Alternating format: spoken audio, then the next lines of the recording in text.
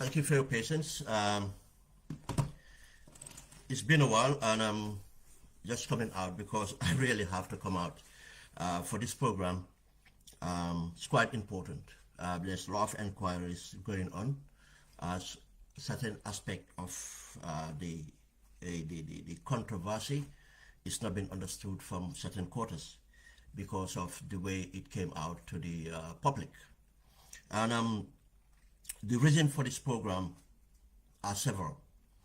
And one is to address the concerns from genuine Gambians who have fear for my well-being, who cares for my well-being, in fear that I might be in trouble, and so forth. But again, is to address to certain Gambians that are conflicted, and it's not to address them directly, but for the people they might influence. And because of the people they might influence is because of their lack of understanding of what is transpiring. And the other aspect is to debunk and stop this intimidation that started by Ababakar Jawara, and thinking that it's going to work on every person. And people, if people like myself are silent, then they will get what they want. But again, what I'm saying about these conflicted people, the only reason I am addressing this is because of people that might follow them genuinely, thinking that they are genuine, thinking that they are truthful, thinking that they are doing the right thing. But it's not because of I am bothered by what they do or what they say, because we all knew, any Gambian who perceive to be influential, would be known by any conscious Gambian, or if any conscious Gambian come across them, they will know what is genuine and what's not. But it's important to address this issue because there are a lot of people that just follow the social media tags and would be misled and into this. Why am I saying about this fear? I know some people are using the case of Drame, the lawyer, when Drame threatened to sue an individual. That individual came out with his tails between the legs and apologized. That person have a reason to apologize because he lied about what he said. But let me put it clear. I will come to that. But I will let Gambians to know this is not the first time the Gambia government have threatened to sue me. Let me put that to Gambians. This is not the first time. This is the first time they came to air. You see, there's a lot of things that go behind the scenes that I don't discuss on air, or I don't confront by reacting to it on air. No. I deal it, on very strategically how I need to. And the first case came from Batambedu.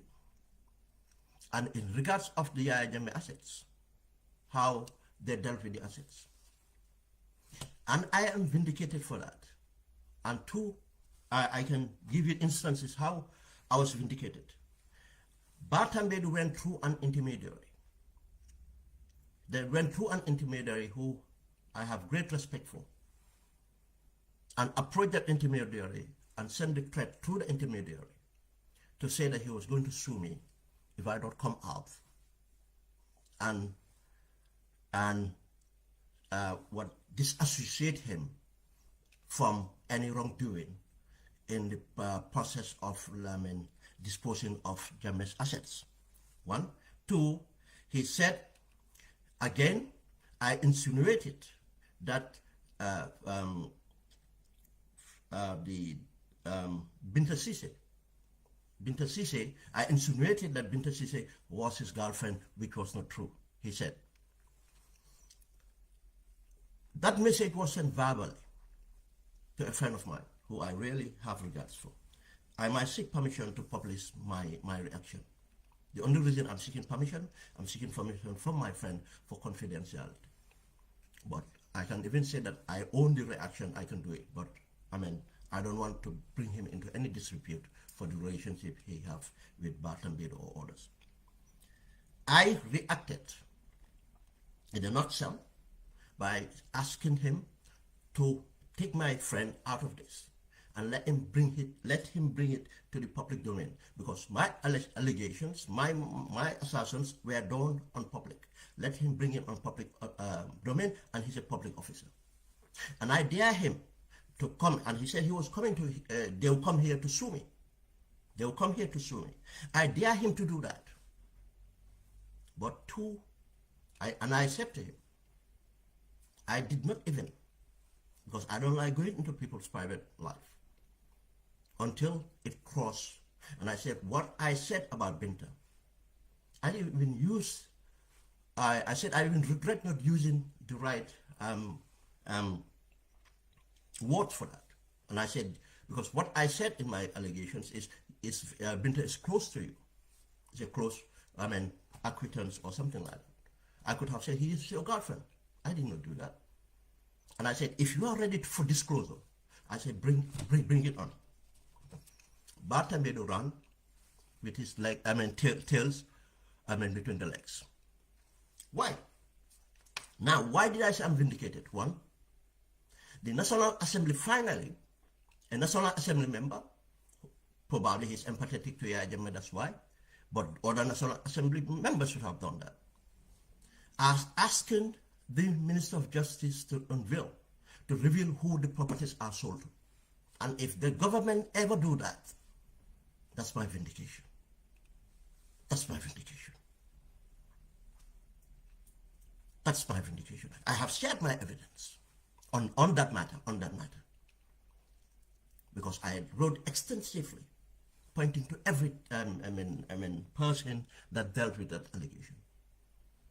And family members of mine profited from that, and I named them in that listing, which is Alpha Barry and others. And Binta Sise, for that matter. It's not a family member, it was my classmate. And his elder brother was my classmate as well. And our families, my parents and her grandparents are very good friends. And my elder siblings and the family are very good friends to her mom and dad. After a year of after 18 months of making those allegations, insinuating, he said I insinuated that he was in a relationship with Binta Sise. Bartambid came out and married that same Binta Sise. That's where it is. That's one. Two, Sheikh Jigo, Sheikh Ahmad, Sheikh Tijan Jigo or Sheikh Ahmad Jigo, I've even forgot the name, threatened to sue me in the United Kingdom as well. He went through intermediary as well. The reason I didn't come, because intermediaries, in fact, pretending that he was searching for my address. I volunteered my address. and I welcomed him. And I went through that intermediary. I didn't bother to write to him.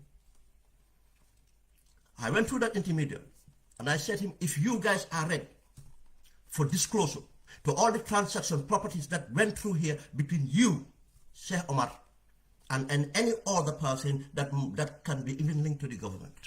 If you are ready for that disclosure, let's go on. Because I am aware, I did not say that to him, I am aware of many other aspects, but I am a human being. I am overwhelmed by evidence coming in. And I'll tell you, Gambians are not heavy lifters. Gambians, we are not heavy lifters. I'm not an institution, I'm a human being. The amount of dossier I have, one, the person you need to trust to work with. Two, the person who would ready to do what is required in order to do the work. Mainly, everybody will just want to be political, or they just want to be personal. They want to be selective. They want to go for a certain individual because of whatever problem they have with that person. That's one thing I don't do. I am not political in a sense that I have an agenda for a single political party. I am better than that. I am better than going after any human being on earth. On earth, I am better than that.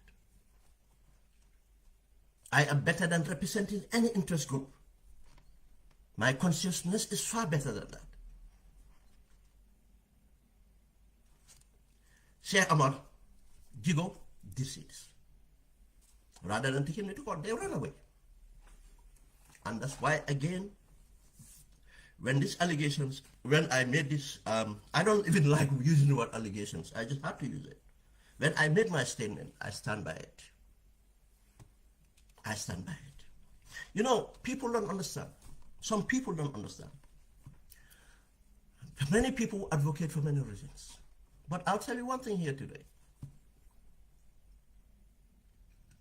My advocacy, my sacrifice is not bound by any single personal interest. I will not fight for anybody that will do wrong. I will not stand with anybody that does wrong unless I am supporting that person to recover, to be good. That's why I cannot be part of mainstream politics establishment. I am very knowledgeable when it comes to politics. I have participated in politics in this country. And if I was pursuing a career, I would have pursued it here. Just last night, I was in a dinner.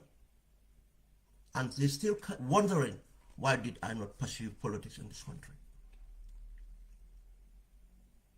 I played an instrumental role in the West Midlands here to be part of the strategies for the male who happened to be a conservative, who happened to be gay. But do you know what? I happen to know him, and I know he's a good person. I know he have an anti-establishment mindset, and I know that he was going to deliver it. I did not prejudice because of he was gay. I did not go against him because he was conservative. I voted Labour. I voted Liberal. I was not paid a penny, and I could have made money from that. I did not go in there to look for political career or any other benefits. But my convictions and knowing the person, knowing him to be a good person, and that mayor is on the street. On the street. One of the most difficult political campaigns, where almost every local or constituency have been controlled by either Labour or Liberals. I went to that campaign and I went and be part of the ethnic strategies for the ethnic minority vote, which was unthinkable. We had to fight the prejudice of him being gay, and we had to fight him being conservative. But we put policies. We have strategy and advocate for those policies. We went and meet stakeholders within communities, be the Sikhs, Muslims, Hindus, and African communities. And not only he won, but he retained his seat. If I gave my service in any mainstream, if I had belief in any mainstream leader, any mainstream political party, I would have made an impact. But I choose to do what I do, and I'm making an impact from where I am. Those who don't know will not know, but I am satisfied of the impact I'm doing. But I know it's a Gambian thing, or it's an African thing. What is it? What is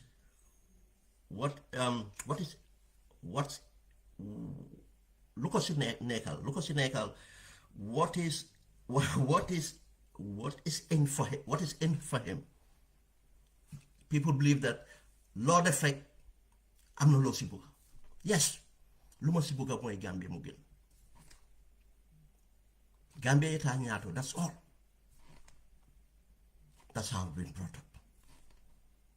That's how I live my life.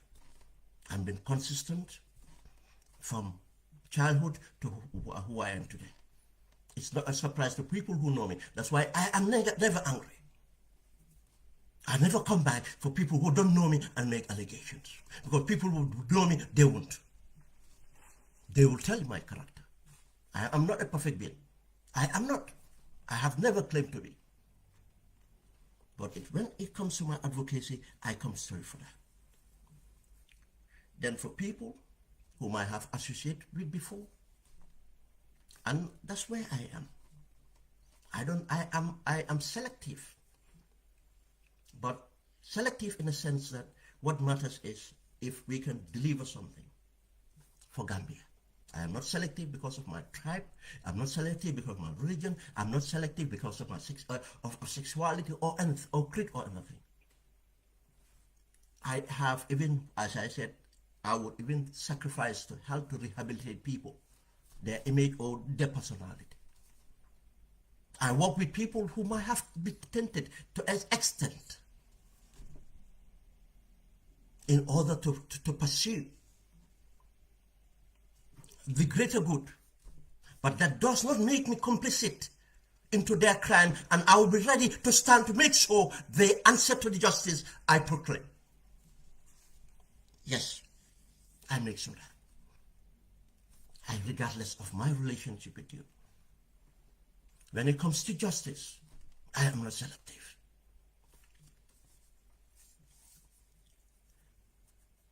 To tell you, I've addressed the intimidation and everything else, I cannot be silenced.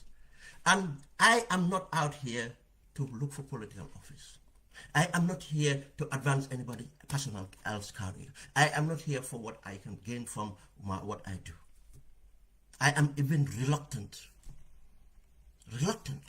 I know nothing wrong with it. But that's me. Reluctant to monetize what I do, which is very essential, which I am fighting to overcome, which I know is necessary, in fact, for me to be more effective, which I will try. I'm trying on. But to say or think that I will have anything personal to anybody, be it President Barrow, be it a minister, be it a cartel member, a businessman, or anybody else, no. And you'll be surprised how much relationship I have with these people. It's Gambia for that matter. You should not be even. I am not saying that I am not related to these people. But I have fantastic relationship with the relative of some of these people. Almost all these people I talk about. You think it's easy? You think it's easy for me to talk about their relatives and next minute go and sit down with them or see them or chat with them? But it has to be done. If we cannot do that, that's why our country is what it is. I will not be disrespectful. I will not insult. That's why I will not fabricate. I don't need to fabricate, because what benefit does it do?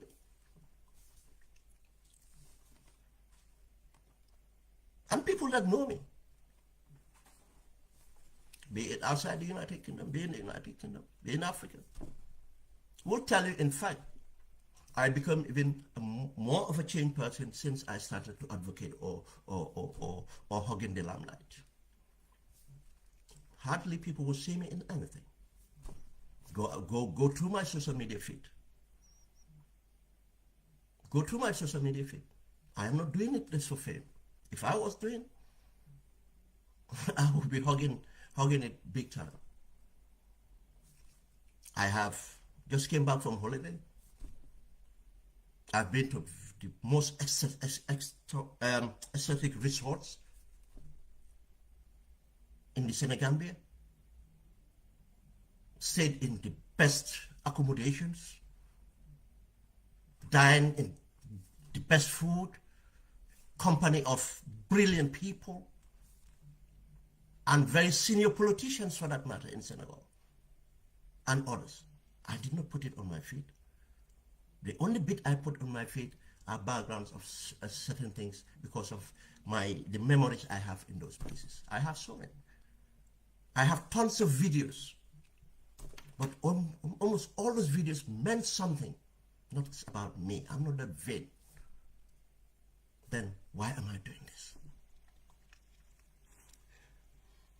It'll be important. Again, I have no problem with that, because As I say, if I don't have problem with something, it's because of I know my intentions. I have no problem talking about myself. No. I can talk about anything about myself. I am an open book. People who are close to me will tell you. Yeah, there's limitations of what I can share in the open like this, but when if it matters, I can discuss anything. But it's important, especially in this case again. I know many people have had some of these things many times, but I just want to put a perspective of who I am into this, because I'm saying that I am not going to discuss the legal thing. We leave that to the courts, and I pray for Adam Barrow to take me to the courts. And if Adam Barrow take me to the courts in the United Kingdom, and Adam Barrow did not leave office that year, that's up to Gambians, because of what would come out.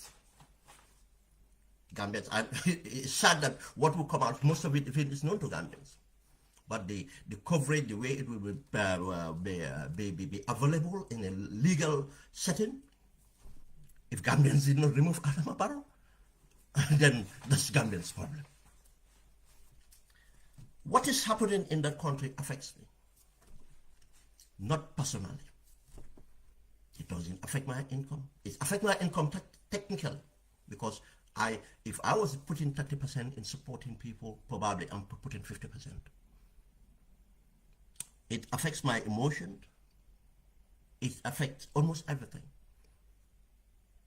But what people say directly, what people term as directly, I'm not paid by Gambia government. When the dollar goes down, my pound appreciates. I don't want to talk about my assets, where I have them or not have them. It doesn't affect it. It appreciates if I have. If my family have, it appreciates.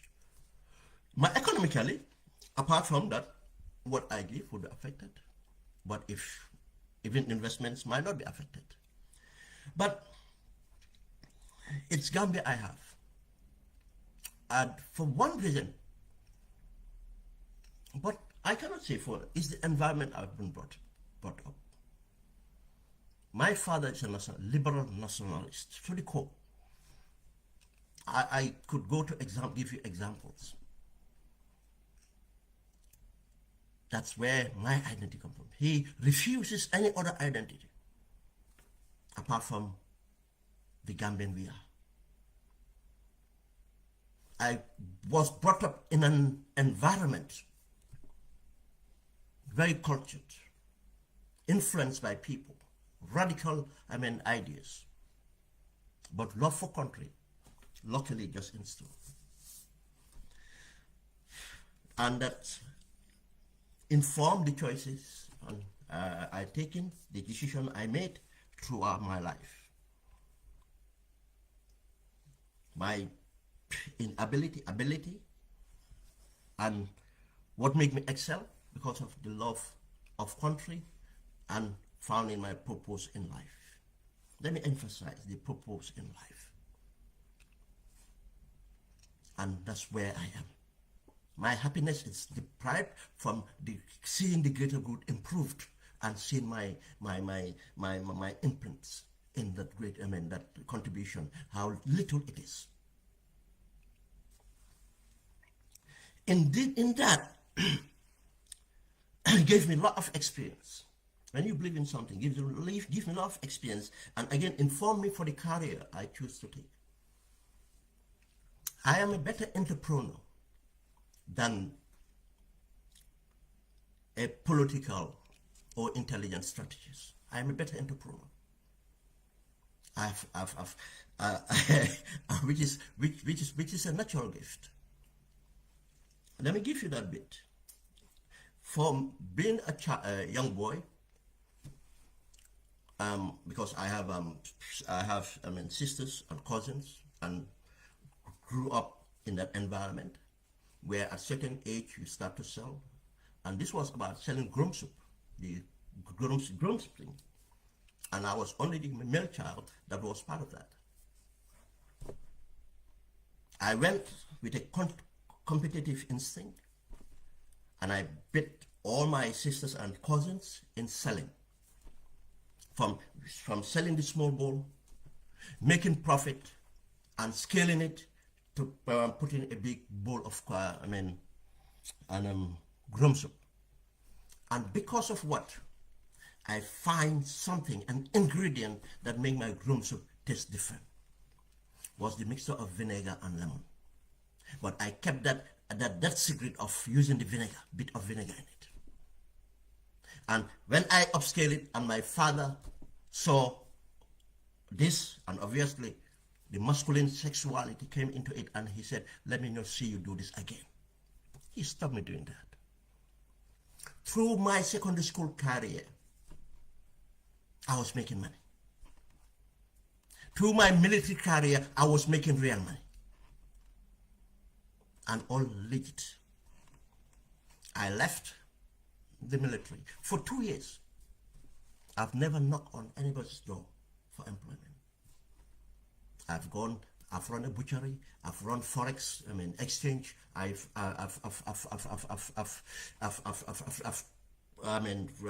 distributed, being a middleman for cigarette importers, making lots of tons of money. It never made me happy. What really made me happy was cultivating an idea because of situation that arises. To partner a friend of mine, Bob Itundao, may his soul rest in peace, who was a gifted artist, to take my finances with my expertise on board, an entrepreneur, and his talent, put it together to form a company called Gumprint Studios. Gumprint Studios. And it's not, the reward was not the money we were making.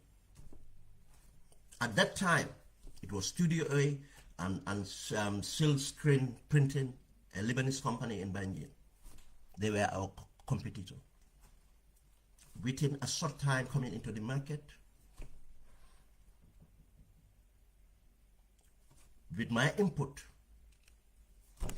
we took a great share of that market and created or got into even another side of the market. But the joy was, the concept and everything was youths. We created a safe place for youths to congregate. We created a safe place that we can mentor youths who were at the age of being radicalized. We created a safe place where cigarettes, alcohol, or weed would not be smoked. And most of those youths have already started. And some of those youths stopped. Most of those youths were dropouts or people who did not fit in our educational system. But the safe place we created for them, make them find their talent. Within 2 years. To 1992 to early 1995. Some of them became artists. Others we instill in them the pride to go out there and sell, which is very difficult for some of those youths if you understand their background.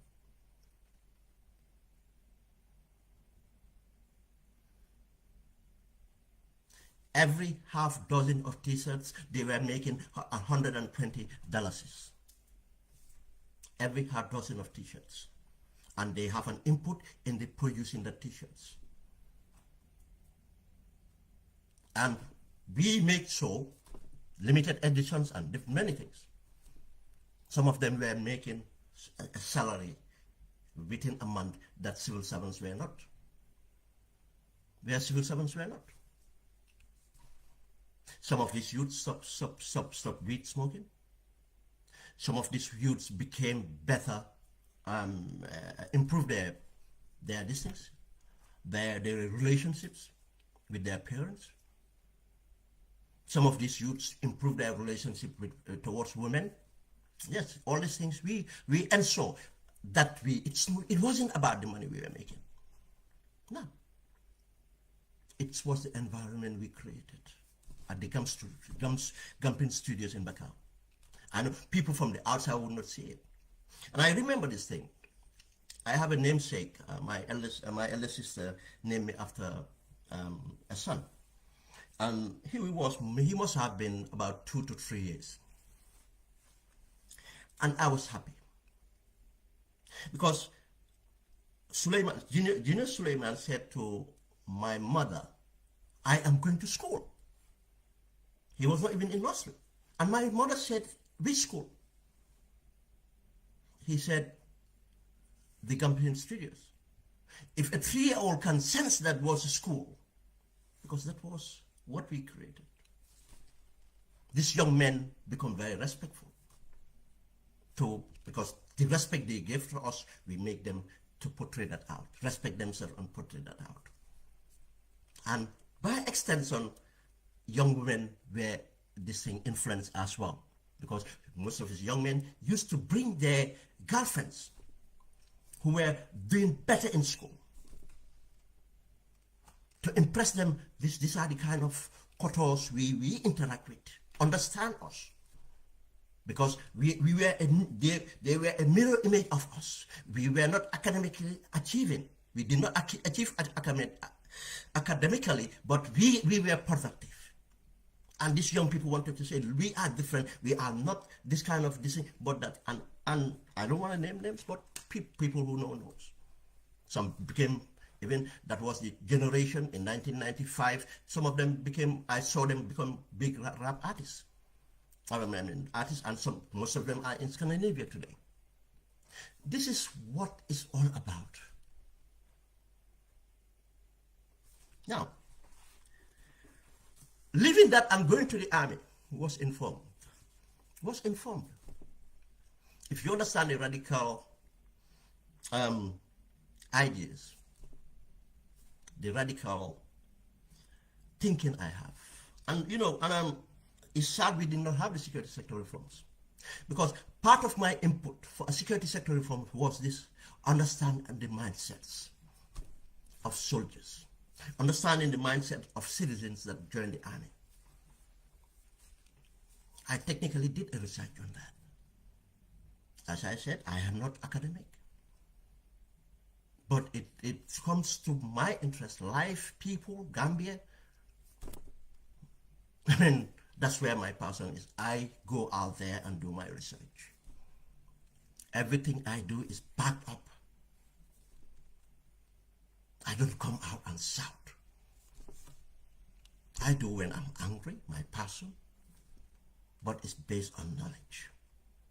It's scientific, it's logical, and there's always a method in what I do.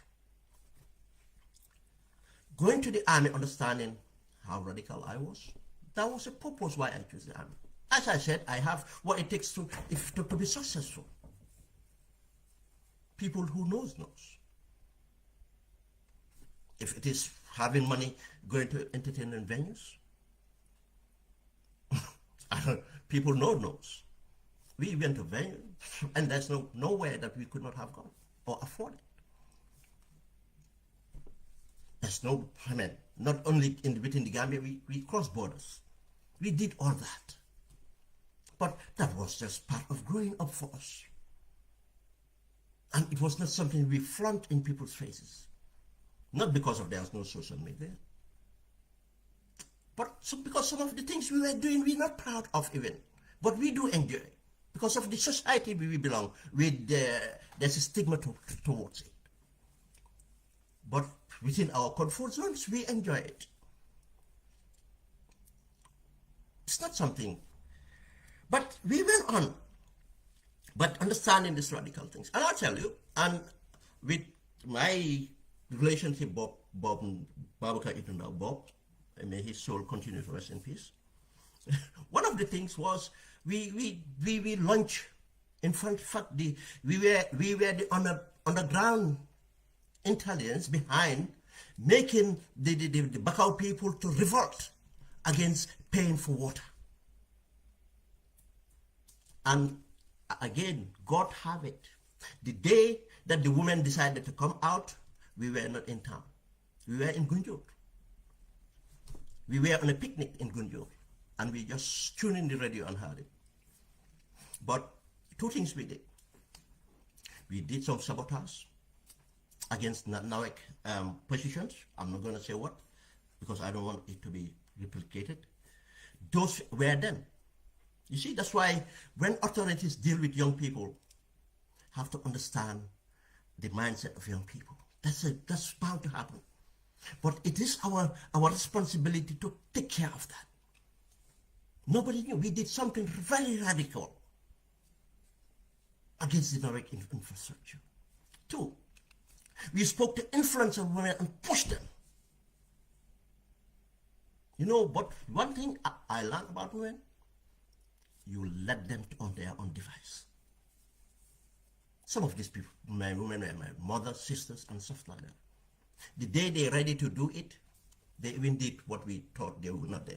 We were talking about go to KMC. They went against Jawara. When Jawara was going to the golf course, they went with their pants and everything and barricaded the Bakau Old Cape Road.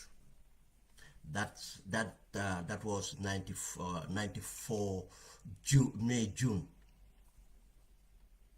No, sorry, 93 May, June, before 1994, July 1994, 93.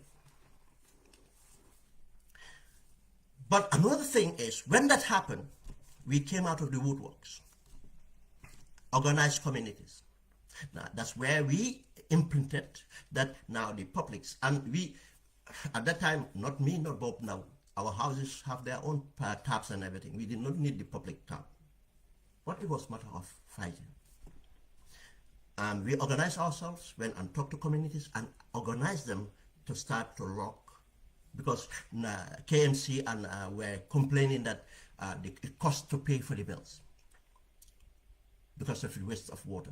Now that's why we organized, I have the elderly women responsible for the public taps. Part of our activism.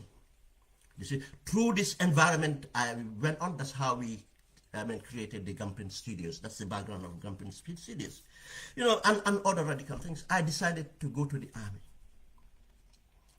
As I say, I was doing well in business. I did Forex. I was not happy about the corruption in it.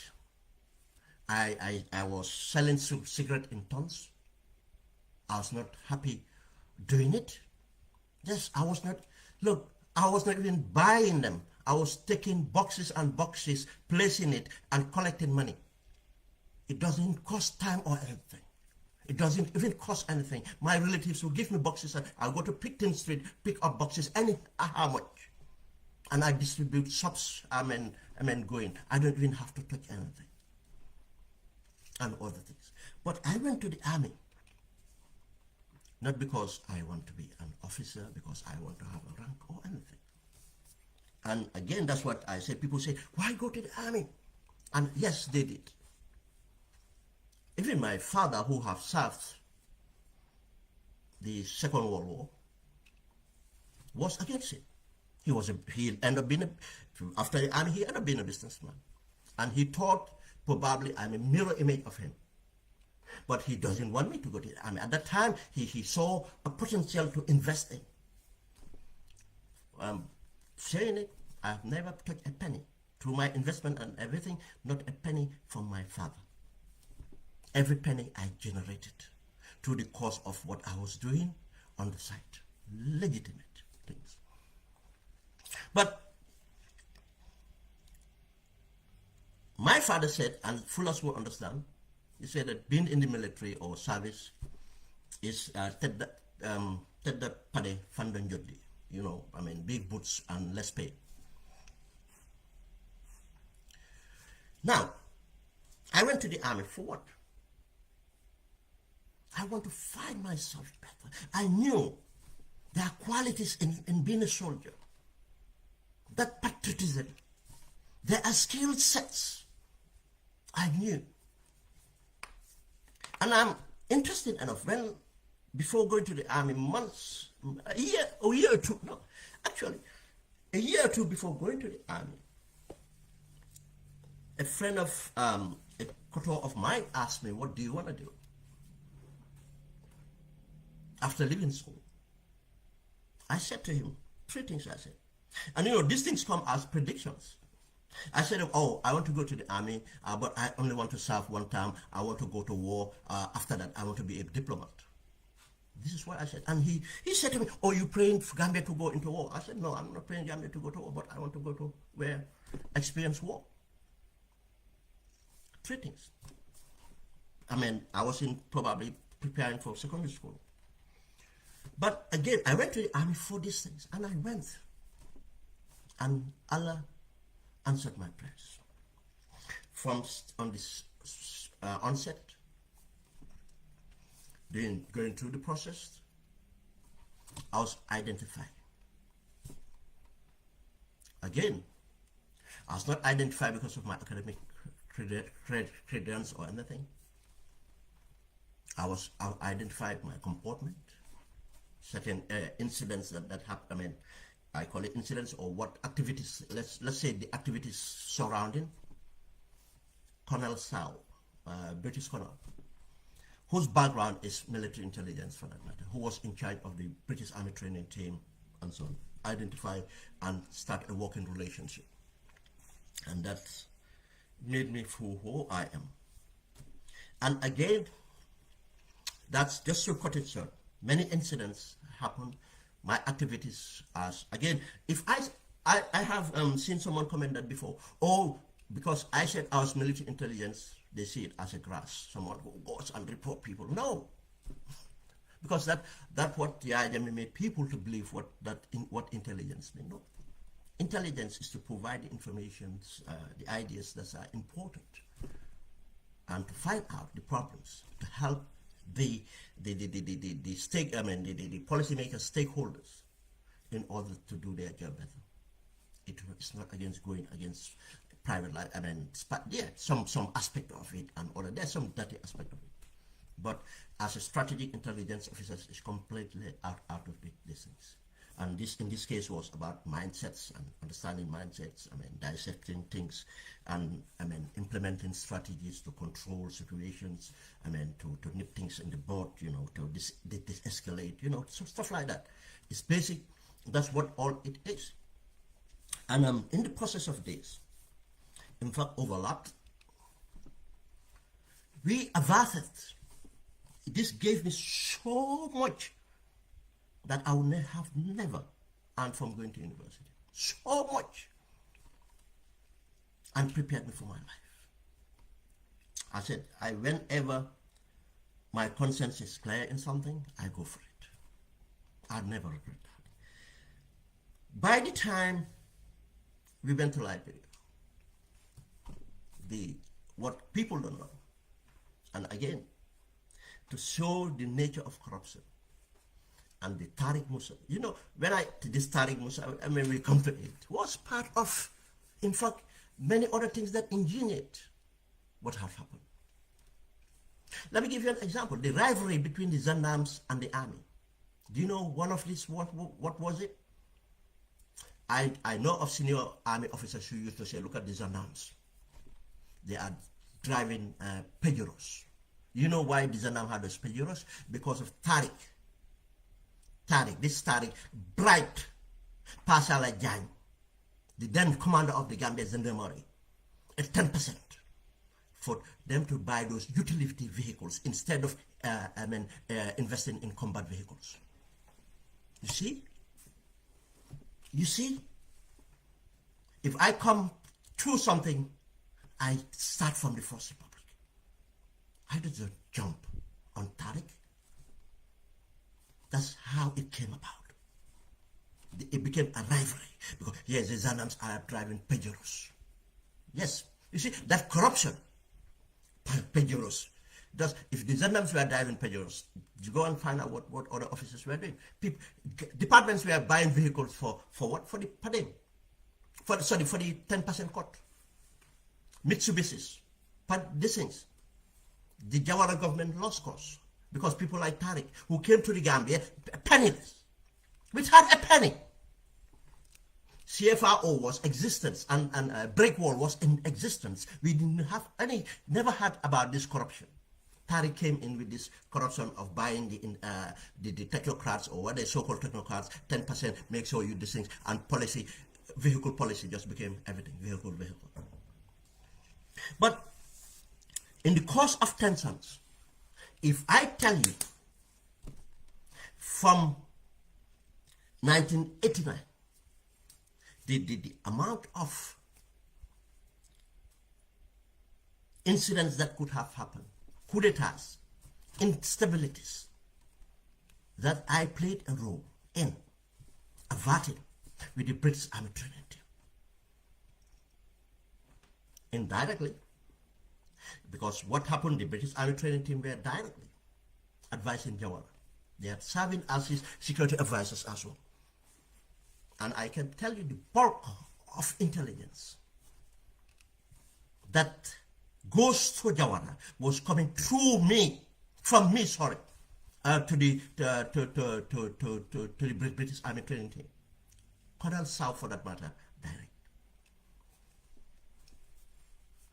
Give you, it was so serious. And I'll give you a timeline.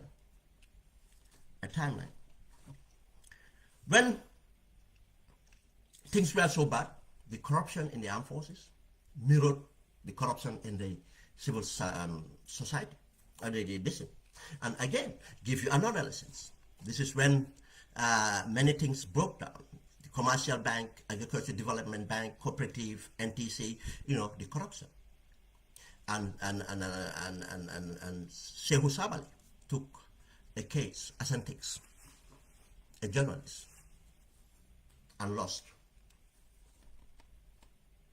Jawara went to Mansa Konko, pretend that he wanted to leave, and he did not. You know that we do assessment on all this, and we submit our reports and to inform. The first contingent went to Liberia because hastily arranged. The team of strategic intelligence but were just so small. It was hastily arranged. There was no single military intelligence from but. What happened was they made up a military intelligence we did not even have a military intelligence then. Let me tell you this. During that, they made up military intelligence. I think, I cannot remember who they sent. Then there were certain incidents that happened. Colonel Sao invited me in his office. And he said, we have to find a way to get you into Liberia. I said, what do you mean? He said, you have to be part of that contingent. Now, I have to be part of the contingent, but obviously, the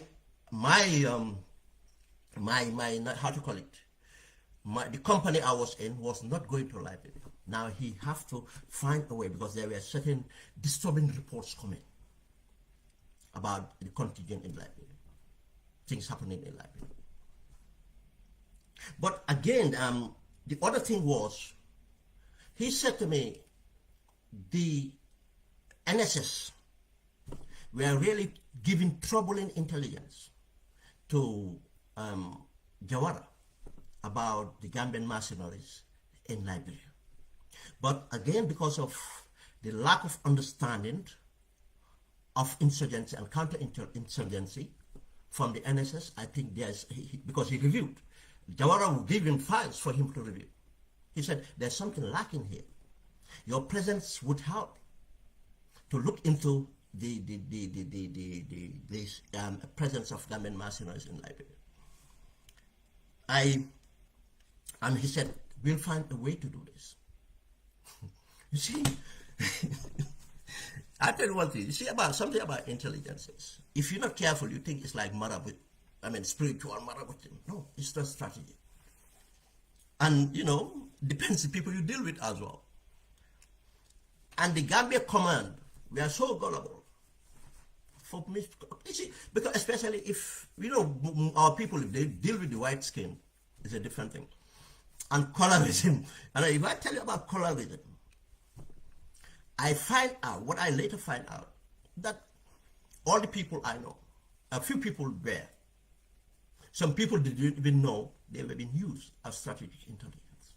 The people I know who were strategic intelligence on the back, they were all light-skinned for a reason, for another day.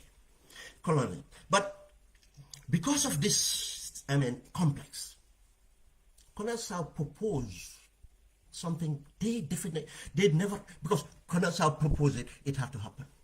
It wasn't a question. That, or they need a mortar section.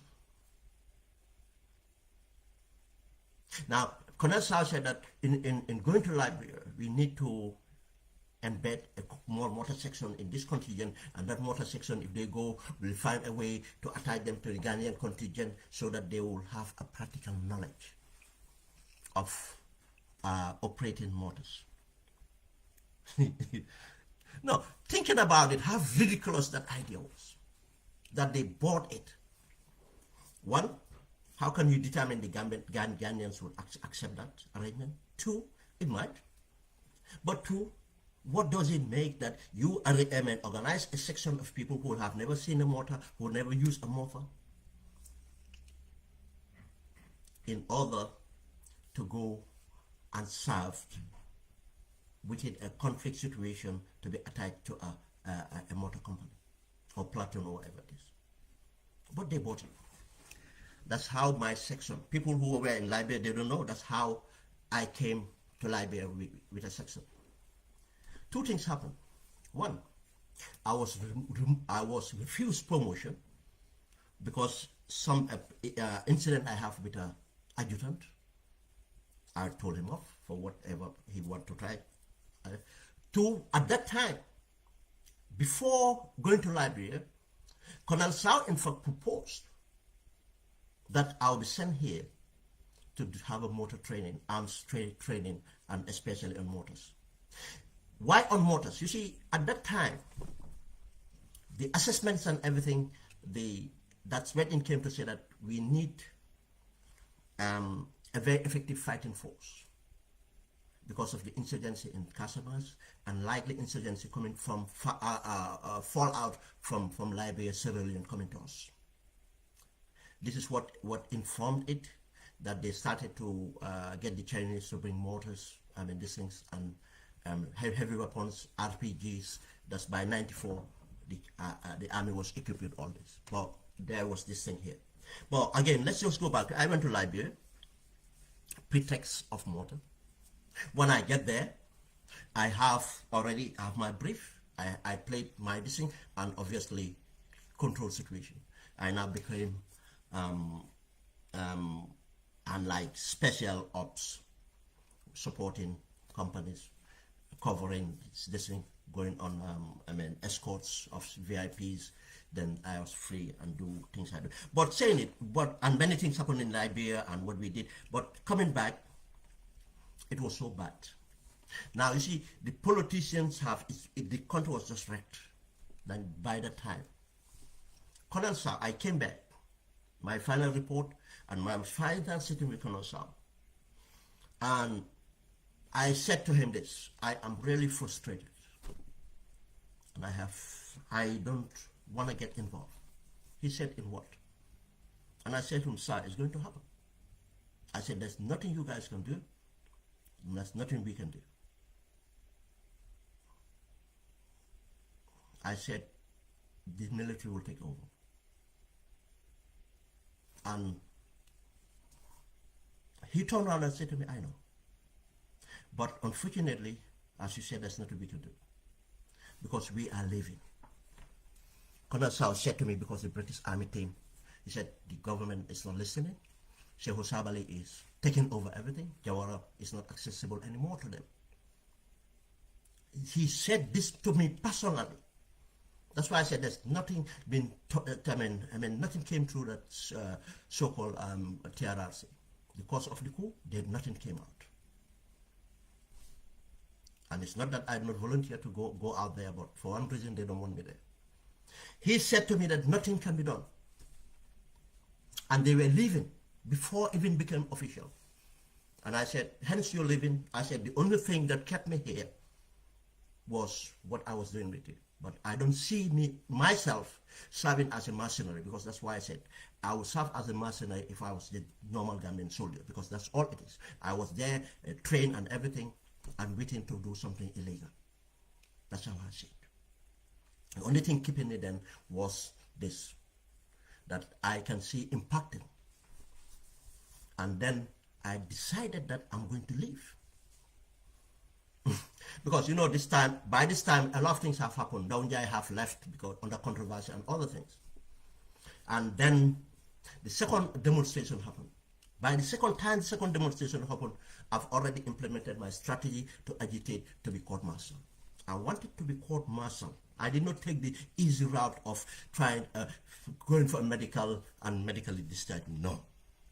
I want to be a whistleblower, to be court-martial, so that I can come out and alert Gambians that we are at a dangerous space with this army and this country, and if we don't do anything, this army is going to take over. 1990, April. The day the soldiers left the barracks, went to Denton Bridge, and they were stopped. By that time, 2 weeks I've not reported, because I went to deliberate hour so that I'll be taken to charge for hour. Then I'll push to trigger that I'm not going to serve. And one thing is I'll be court-martial because I'll be breach of contract.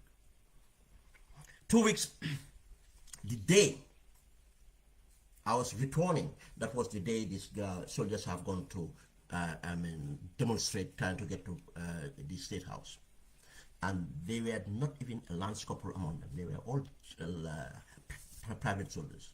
And most of these people served with me in Liberia. And again, the reason is, in Liberia, there was kind of a demonstration that was to happen. And I averted that demonstration and coming out strategically, doing certain things, and seemed as a spokesperson, leave it that way. But when I got to the barracks, Union Barracks, when I was even going to Union Barracks through Serekunda, people are looking at me because I was in uniform. I was wondering, what the heck? Man, I've never seen this attention. Something must have been going on, but I didn't know that these guys are working on. The minute I got to Union Barracks, got off, an officer ran to me and said, "Thank God you're not part of it." I said, "Part of what?" He said, "Oh, your boys." I said, "Which boys?" "Oh, most of these named names that they demonstrated." I said, "Where are they?" He said, "Oh, they've been stopped at the Denton Bridge by the gendarmes." And I said to him, "You believe that if I was part of anything, you think I will be in a demonstration where I will be going to be stopped at the bridge?" I said to him, "You believe that?" I said, "I didn't know." I hung around that day. They didn't have time for me. I went home. Say a few days, come back, I was arrested, locked up, and processed. And I went, I think it was Captain, Deputy Nducham. I said, "Look, I won my case. To be reviewed by the Commander-in-Chief. I refused to say anything." And he didn't have a choice. He forwarded it. I went, the minute I got there, they know that, they understand what I'm agitating. I was discharged that day. I walked in, looked at my files, looked at me. It was Major Mobojo. He said to me, "I know what you want, but I'm not going to give it to you." And discharged. And I left. But I knew what I wanted to do. And 1994 was not a surprise. And the success was not a surprise. Because of the politicians did not listen to the people they needed to listen to. But again, my contributions, again, going to Liberia, benefits of intelligence on Gambian mercenaries. 1994, November, another strategic intelligence officer was called Alphaba. I'm calling his name because he's no more. Alphaba was another British Army training team. Alphaba took over from me. In Liberia, I hand over to Alphaba. I hand over my assets to Alphaba. And Alphaba was close to Yemen. When the coup happened, Alphaba came to me. And I warned him, be careful. Be careful. Be careful of Jammeh, but be careful within this. I said, it does, how it started, it doesn't end up. He said, oh, he assured me, oh, I'm so loved, Jammeh so this thing. I mean, Jammeh doesn't even go out without me praying for him and all this. I said, I know, but be careful. And he said to me, oh, Jammeh want to speak to you. I said to him, no, hell no. He said, why? I said, I'm not. I said, I have my reasons. I don't want anything close to him. He insists and said that he would arrange for me, Jammeh would, if I'm not want to sit with Jammeh, he would arrange for me to sit with one of his guys. I said, yeah, that can be done. He arranged for me and Baba Job to sit. Well, I sat with Baba Job, and Baba Job went on, and listen. He doesn't even have a clue of what they wanted. I gave Baba Job advice to stabilize. And I said to Baba Job, Musa Suso, I never spoke to Musa Suso personally, but I know his qualities. Then, I said, we're going to speak to Musa Suso on that. He will be able to help you use Musa Suso, this. That's how the AFPRC force have a meeting in Sukuta through Musa Suso. And that's how Musa Suso got this power. He did not even know. I've never spoken to Musa Suso since we left the army. He might not even remember me in the army. He might not even remember me at Sunning Beach. But that's what happened. Alphaba went on again and said to me, Jammeh is very, very worried. About what? And he said, Gambian mercenaries in Liberia. And he said, I told Jammeh that you're the expert in this. You hand over to me, but what you knew and you can find out, I can't. Alpha pressed me. And I said to him, for the sake of national security. And he said, yeah, we know if these people strike here and start an insurgency, it will be very bad. I said, yeah, I will go there. I will update and I will give a report. I will do recommendations on what can be done to mitigate any of this. Gambian mercenaries coming in. I went there, I went to Liberia in December 1994, 2 weeks. I was not paid a penny. $15,000, not even expense. That was the cost of the air ticket, ADC airline. $15,000, not even dollars. I didn't want a penny. I hold on to my business and everything, my expenses in Liberia and everything, I took care of. Just to know that I will not benefit from anything else. And I'm not doing it for recommendations or anything. I went to Liberia 2 weeks.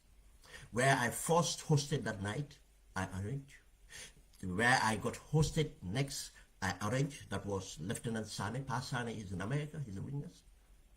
And as close as I was with Pa Sane, I spent my 2 weeks. Pa Sane did not know why I was in Liberia. If I want to keep something, I keep it. I only say things in need-to-know basis. 2 weeks. Partially, in fact, he hosted me partially because most of the time I am out of the jurisdiction of there because the people I need to meet. 2 weeks, I took a risk.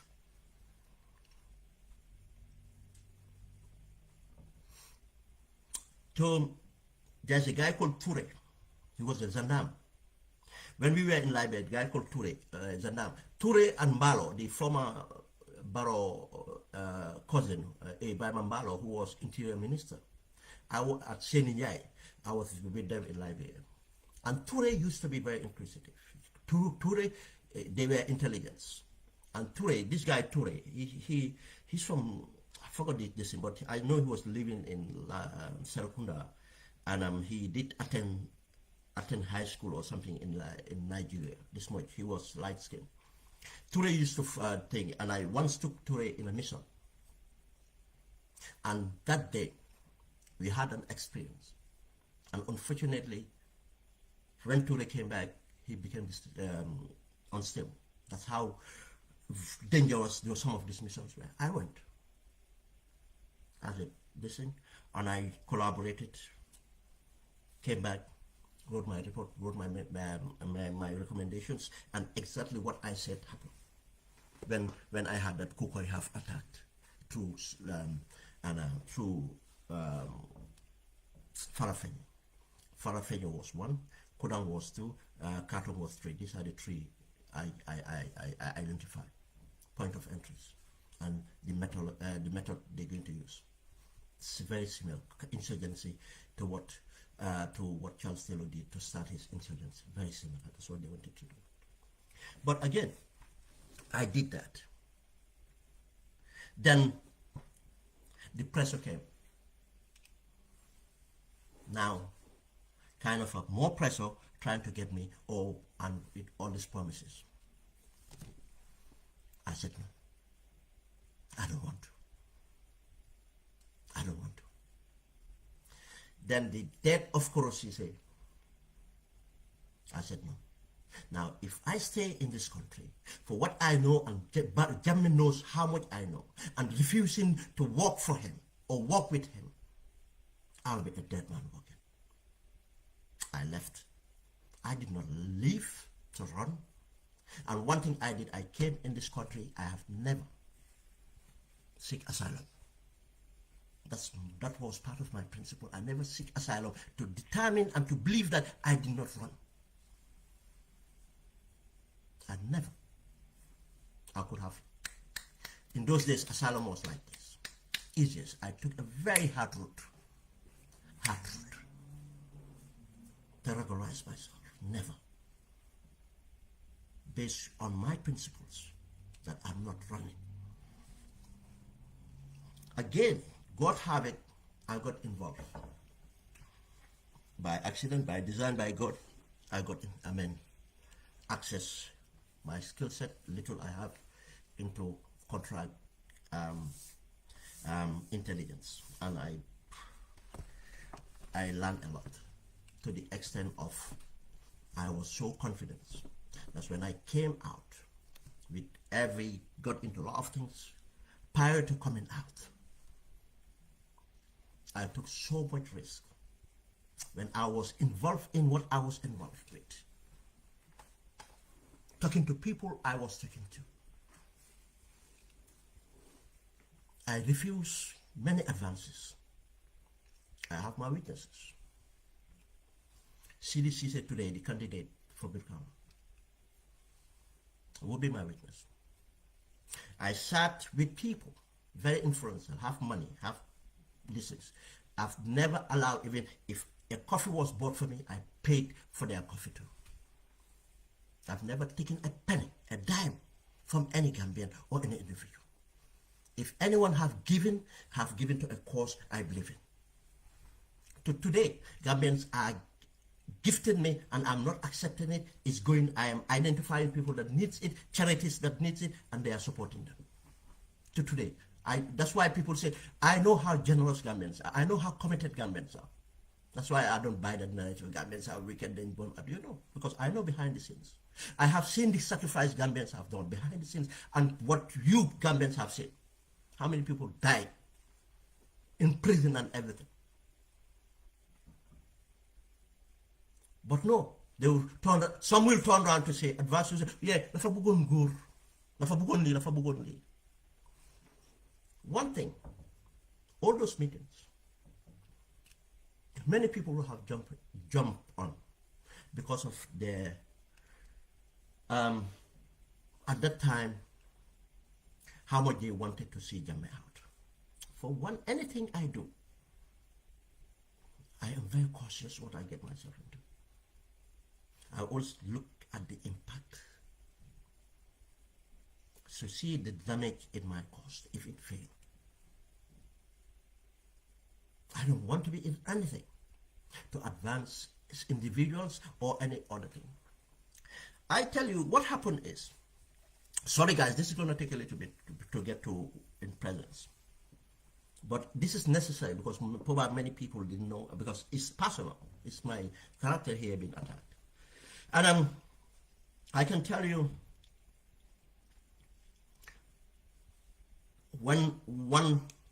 just before Amadou Samba was citizen arrest in Senegal. I was in Senegal before a month or two before. I was meeting people that the likely chance of Jammeh knowing it was. Because when Jammeh was well informed and he had penetration. And for the arrest, at citizen arrest these people did to Amadou Samba, prove my point. Because they even jumped. I'm a secretary and they even jumped. They didn't even know how much Amadou was involved. They could, if they knew what they could have left things to unroll. Why do you think Amadou don't want to live in Gambia? Amadou know how much he is involved with Jammeh. And other people he offended, part of the Jammeh clique. I sat with groups, and one of them, I'll say it here, came from the French embassy in Senegal, a retired colonel, sat in that group for a regime change in the Gambia. I refuse. I refuse. Part of my mission was strategizing. Part of my mission was to identify the Gambia they would instill. I refuse. Because I know that it could be worse than what Jammeh was doing. Yes. Don't think that worse than Jammeh cannot happen. It can, depending on the circumstances we create. And the time, geopolitical realities. I refused at that time. Because the people they were involved with as well. The people they were involved with as well. But I listened to them. I flew to Senegal. I hosted myself.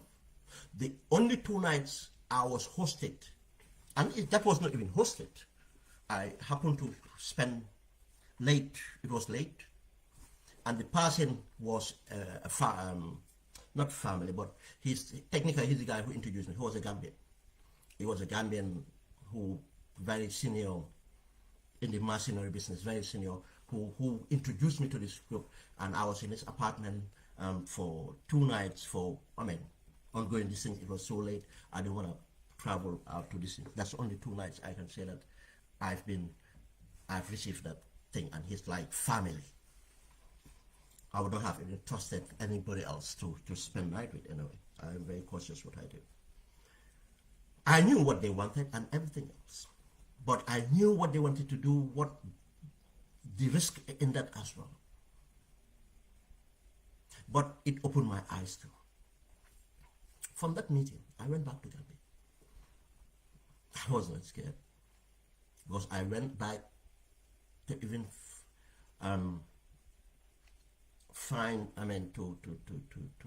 to confirm some of the facts, stuff they told me, and I found that to be real. That's to deal with the drug trade, how Jammeh was involved. And these people, do you know who they were? Drug cartels. Linked with Angola. And again, you see, when the SISDG was being at the TRRC with SFR, SFR started to talk about that angle, but because SFR did not have the intelligence on that, he could not hold him. And guess what? Remember, the SISDG was stationed in Dakar. And he said certain things about the airport, certain infrastructure that these people and so on. I went and it was fun. I was not tempted. If I was ambitious for myself or wanted money or wanted anything else, I would have jumped in it. But there were a lot of others. I knew a lot of other things were going on. Lot of other things were going on in Dakar. I came back. I was so worried. I said, now I have to implement a strategy. Oye Jallow is still alive. May Allah give him longitude and give him better health. He's still alive. I did not approach. I'll tell you one thing. There's no person within the struggle said that Ben Suwareh came and approached me. If I even need your expertise, I'll make sure you come. If I approach you, if anyone said approach, it's just mere of thing. But anything serious, I'm a well-trained intel things. I don't compromise on even my methodology. I'll make sure you come to me. That's what OJ is a family. And I'll tell you one thing, I don't mix family with politics or anything. I've never. OJ been minister before, Gawara, OJ, these things. We are related in many ways. I'll tell you, interrelated in many ways. Even in the struggle until that time. Until that time. I was so worried. Then I had to talk to him. For many reasons, I said to him, we have to be very careful. What I saw in Dakar, the competing forces in Dakar, I said, if we are not careful, one thing Jammeh is doing, he's having control. If these people come in, we'll be out of control. And we'll just dip into a civil war. OJ is alive. Almost, I was spending many time on the phone with OJ, or when he's in England, we're spending time. It was to the extent there's a picture. And one day someone will bring that picture to say that I was PPP. But Siaka Sonko, the Interior Minister Siaka Sonko, can bear me witness. I have sat with their meetings and I strategized with them, and I said to them, look, I cannot join any political party. And I said, for the reason as well, I said, what I am into, which I cannot tell you, if I ever join a political party and the CIA may find out, I said, your party leaders would suffer. I said, let me just leave it like this, and I don't mind contributing. I contributed. Why? For the greater good. PPP was not in existence, I'll tell you that. It was Oye Jaro, Siaka Sonko, other sympathetic people. I don't even call PPP guys, but they were loyal to OJ. PPP was just OJ Jaro. A penny they don't have. But with OJ's influence, his rich empathy with other people and so on, that's what. And go and look at the timeline. Go and look at the timeline. 2014, 2015, 2016. This first time you start to hear even a political rally in PPP having a political rally, because Oye was needed, instrumental in my thinking of making sure we can have that leadership, which was essential. It was my first task to try to help to create. Through intelligentsia to bring this in. There's so many things that happen, we cannot go through that.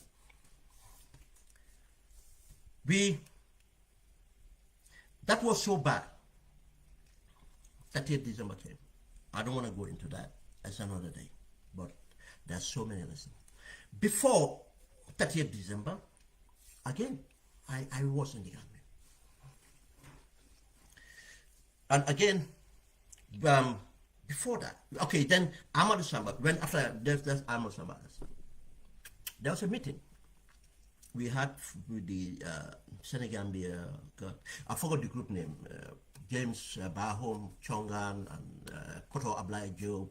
You know, they listening, and they had this meeting at Kensington in Kensington in London. I went to the meeting. I was in the company's OJ, James Barham, and others. And I spoke at that meeting. CDCC was there. He recorded that meeting, and that meeting was transmitted to Freedom. And it was about bringing, again, the effort to bring out a leadership. And I remember basically what I said to them, that we have to have a strategy in order to bring out the leadership. We cannot just say that we have to come together. No, there must be a strategy. And this is, we have to do this, do that. I gave that, that's what my position was. Then, 2015, I again need to tidy up certain knots before things roll out. I have to go. I went.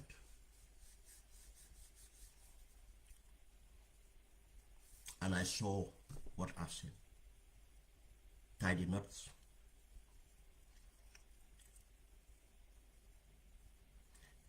Lessons learned. from 30th December and other things became handy. And that's why people don't understand the impact 30th December had in the army. I know what impact it has. That's again, continue to pray for all those heroes. If the Gambians would sacrifice, those people sacrifice that much, why do you think Ben Suwareh was scared of legal action in the United Kingdom? Or anyway, those people sacrifice. And that's Sankare, one of the cause of the failure of that operation. We'll come to that another day. Now with that. Then, that's through my experience in this, we went through everything else. The Calamar Revolution came in and everything came which I was not even aware of what was happening. I just sat at I was at a training meeting, training conference. Where are you? Do you not hear? I said, no, I didn't know. I left, came back, and I joined radio. And it got involved on other things. Until 2016, what happened, many other things happened. But again, to say this, I cultivated relationship with PDIS through certain things. I cultivated relationship with UDP through other means.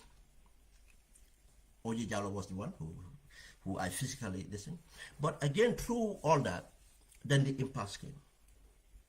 Through the impasse, people have been saying certain things in the open, but I'll tell you, when we give you what actually happened behind the scenes, you'll be surprised. And then Gambians would really respect what diaspora have contributed.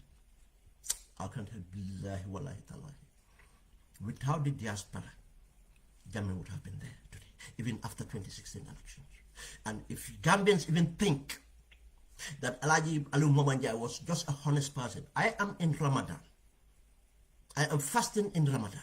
If you even think that Alhaji Momandjai was only a honest person to do what he did, that's not true. There's so many that happen based on intelligence. That's why Yaya people saying that, oh, they say the international community. No, it wasn't. No, we used the international community to have the right verdict, not to steal the elections. If you think Yaya just deposed, but again, don't forget, with Alhaji Momandjai said, I'm trying to find that video where he was with the guy Malik Jones. Is this Malik Jones, the guy that do the interview with Barrow? When he said himself, if the APRC bureau was not burned down, Yaya would have won the elections. You think Alhaji Momandjai did not know about the election fraud going on? He was part of it. But everything you have a way to handle. That's why I said, I can work with someone, but to a limit, to achieve something out of it. We celebrated him, yes, because he delivered end of the day, because we created an environment for him to be able to do it with protection. What we do is not, we don't even come out to say it. But Barrow today will beat his chest, thinking that marabouts help him, thinking that he have sacrificed other things, he thinking that other these things. No, there are so many committed people. So many committed people. If people wanted that to be a president, come may what, some of us would have been involved in other things. CDC would bear me witness. Propose for me to be an interim president for 2 years. I see the person, the financier first spoke to CD. I'll say this here, I've said it before. And CD said Ben is not into that, which I respect. He knew. He said Ben is not into that. And the guy said no, because the guy always spoke to me, knew how much I was connected and what is possible. And he said, Sidi, no, let me just speak to him again. And the guy said, I said, Sidi, let him come. And the guy came and pitched himself, pitch. I said, sorry. And said, sorry. I'm not interested in that. If you can support in this, and what I mean in this, how Gambians come. I always supported this idea of Gambians coming to determine their leader. this model that we end up having, that the politician play their part, the Gambian people play their part, diaspora play their part, many people play their part. Some people lost their lives, some people went to prison, and other things. That's what I believed in. But not to one part. Many plots that went into it came through me. I said no. And still, that's my principle. I'm not doing it for myself. And I'm not going any illegal way in order to put one person in this thing and lose control over things. I'm too smart for that. I don't follow what I can get from it. But some of the people today coming out to say that let me take into trial, thinking that that's something they have trial. That's what they think. They only follow a government. They will follow any government because they've had follow Yaya before. They'll follow any government. They don't care, so that they can have a luxury lifestyle. If we want a luxury, our talent can give us that. It's fortunate for us. This is my way of worshipping. This, I tell you that my performance in this is not how much wirda I do, how much salatu fati I do, how much rakas I do. No, I believe in what I do for society. Those things are the fundamental pillars, yes. But these are my way of life is what determines. Just to show you an example again. Why is Alhaji Momad Jai still insisting, even illegally staying in office? I'm not disrespectful to him. As I said again, he's an elderly person. Again, I am connected in marriage to him because I happen to marry into a big family. We are connected to many ways. Even being an elderly person for that matter, it's difficult to talk about these things in a way people think is disrespectful. But this is about national concern. Yes, it's relevant here because when Sankara said, and I'll play that because of the elections. Yes, that I said that the elections were illegal. I'll come to that. Barrow knows that. Barrow knows that.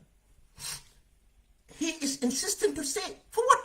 Over 80 years old, even if you are 40-year-old, you serve your time. Why are you insisting? As if no other Gambians can do your job. That tells you something. And until our elections are regulated, our democracy cannot grow, and our stability will be in question. It went on to what we have. In the process, we went through the impasse. At times, even our contributions or our connections, and if I tell you how much sacrifice, I don't like to, because I know people who sacrifice far more than me, because they've sacrificed their life. For example of that, the gallant 6 young soldiers who were within Jammeh apparatus to stand up to eliminate 300,000 voter cards. And still Gambians who want to tell you, oh, that was not real. When the IEC chairman have acknowledged, when Jammeh have acknowledged it. Again, I can remember when I went to spoke to certain people which need to know that 300,000 voter cards are involved in this elections.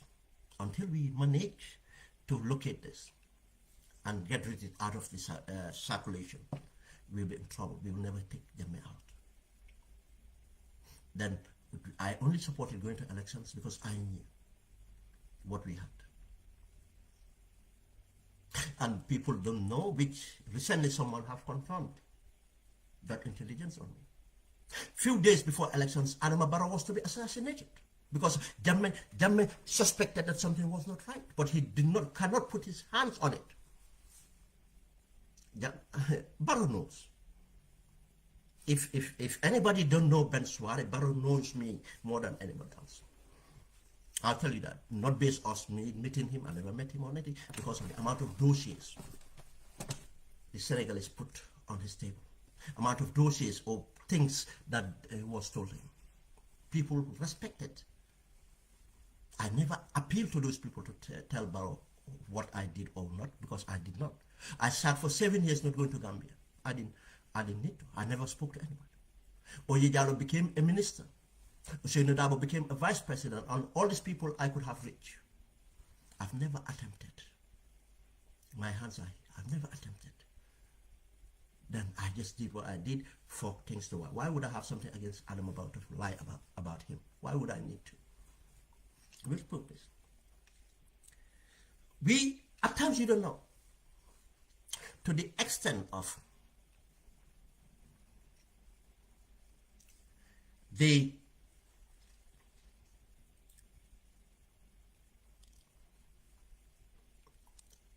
American intelligence, the CIA, contacting us at the latter minute to ask us to hold back. Everything was under control. That's why I said, if you think that Jammeh left because of the threat of ECOMOG alone, if you think that Jammeh left, or IEC declared the elections because of Alhaji Momad Jai's bravery alone, and again, Oye Jallow is alive. At night, on a Thursday night, I received a call. I've got the date and everything. That night, within hours, unfortunately, someone I trusted to get something went and told, went and asked, instead of told, what's his name? Alhaji Essa Bokarsi. And Essa Bokarsi ran with his loud mouth and talked about it.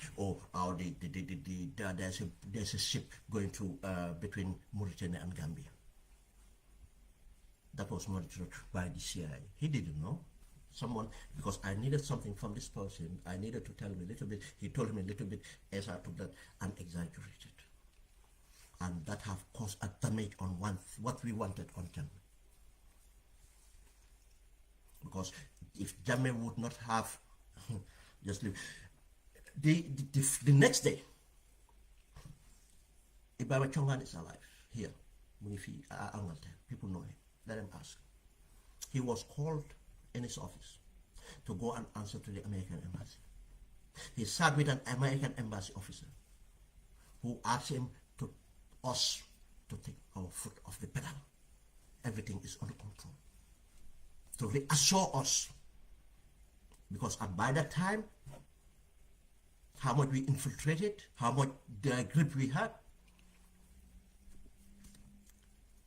smartly, Ibrahima Chongan said to the American gentleman, if you, would allow me, there's a senior member of the opposition in UK at that time. Then Oye Jallow was here for medical in Birmingham. If you hear me, let me call him and you speak to him to reassure him of this. And the gentleman agreed. Chongan placed the call to Oye Jallow, and Oye Jallow spoke to Chongan to reassure him of that things would be okay. But Jammeh would leave without a fight. And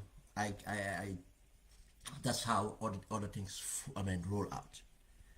But to say all this, it's to tell you again how much care was taken. And if I wanted to be wealthy, famous or anything, I would have jumped on and explained certain things or do certain things about what we have impacted.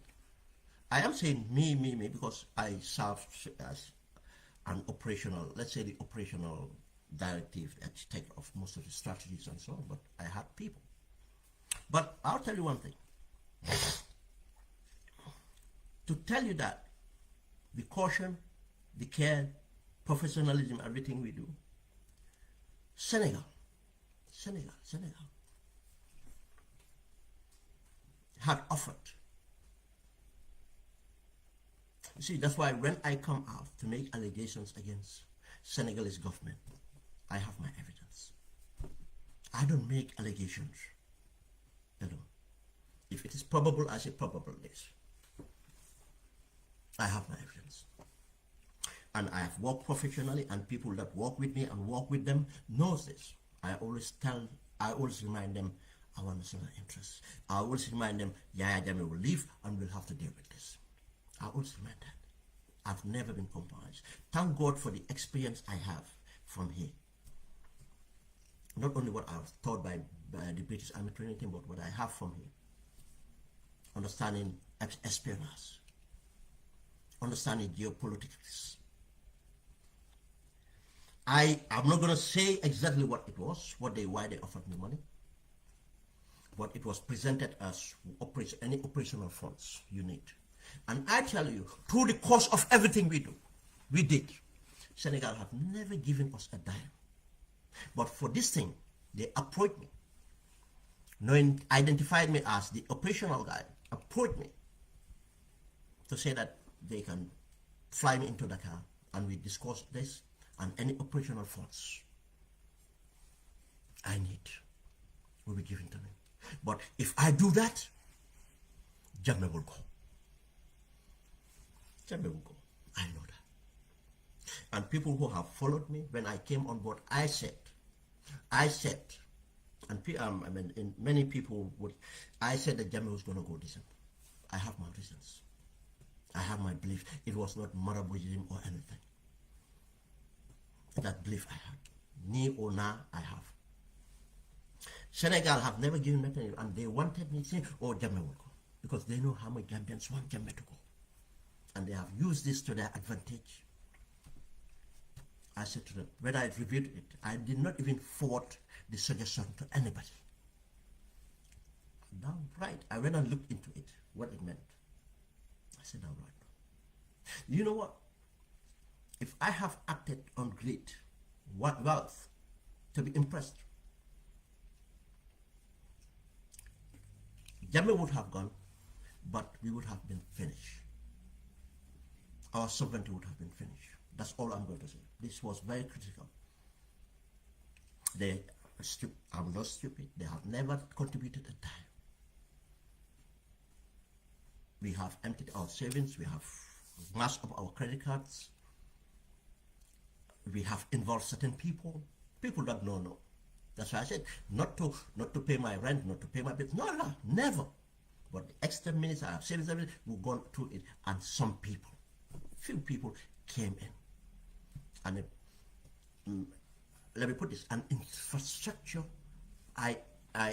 What I mean about infrastructure, intelligence. Some people built. I was not part of that. Someone invested heavily in that. And when I came, I used part of that infrastructure. But for what I was directly involved with, I'll tell you, most of it was done by a few of us. Our finances, few of us, myself, Chongan, and other people. But again, the infrastructure that these people inherited, we used. Assets and other things, because this takes a lot of finances to do and to impact. But what I'm saying is, why did I say about the Senegalese thing? After, when Barrow was evacuated to Dakar, I was invited again by two entities, the state capturers, business people. Today, I am going against. Business people I'm going against. Bro, I'm live on Facebook. Okay. They invited me. Sumarka Newell. At that time, they say they know of my influence, but they did not know of my influence would have nothing to. I don't want anything extra. They said to Sumarka Newell Dakar Yepanke healthy. Now they wanted to use me as a leverage in order to access. And if you know how dangerous some of these people are, they use many methods. They use their women to entice you to whatever. xëy ñëwal Dakar nañ dem Dakar soo demee Dakar ma fekk they tried everything. I did not move an inch. State captures. The Senegalese themselves. Ne yow kañ ngay ñëw? I refuse. For good reasons. But I did not go in person, as in person, but again, intel. I use assets to monitor to these things and go and visit my videotapes. It's when Dakar, Barrow was in Dakar, I started to go. I even at times I caution because of the fragility of the government. But at times I need to say it as it is. Be careful. Be careful. When Masane Kinte was started to be unveiled, I said no. I was called a tribalist, I was called everything. I had my reasons. The state captures. I knew in Dakar that Barrow have disappointed us. I said it, people went against me. People thought that they are in control. But worst, Senegalese intelligence turned around a dossier on me and told Barrow how dangerous I am for them. No, against anything, but not dangerous for my national interest. No. And I know God knows what else they put in there. But in this Ramadan, I can swear that my dangerousness, my gift from God, I have never used my intelligence, background or anything to benefit personally or to damage anyone or to kill anyone. And I can tell you that if we wanted certain people to be eliminated then, for Jammeh to go, or Jammeh himself, we could have done. I refuse. I refuse. I have evidence, I prove it. I could have, but that was not a solution. Jammeh was not our problem, you know. It was a system. Taking Jammeh was not, at certain things you do it, you even cause more problem. We need to manage it, and that's what I think. If I would not have done certain things to Jammeh himself, if now I've not done anybody else, why would I? And I can tell you, which I never tell people, I am a direct victim of them. People don't know. I don't go out saying it. My first cousin, Ibrahim Suwareh, still would not be found. And very highly suspicious that, because every evidence we have point to Jammeh, still we can find him. But that doesn't make me bitter to the extent of doing something that brutal. I only would not even want to contemplate that. There's always a means to do certain other things. Was getting into the head of Jammeh. To the extent of when Yahya Jammeh came out to say that, where is the 300,000 voter cards? Then some of you quotas were just asking, Sumareh can only have 300,000 voter cards. That's why I said, it's Barrow thing that if anybody thinks that I make allegations, yes, it might surprise people. I know that. People, even people I work with, they, Sumareh or Sumareh, how do you know this?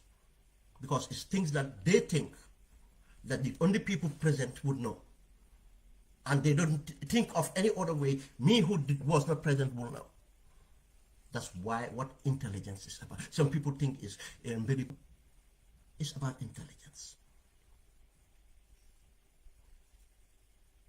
The Senegalese wrote a dossier warning. That's why I said the way, but many whatever this is to distance. Because of what?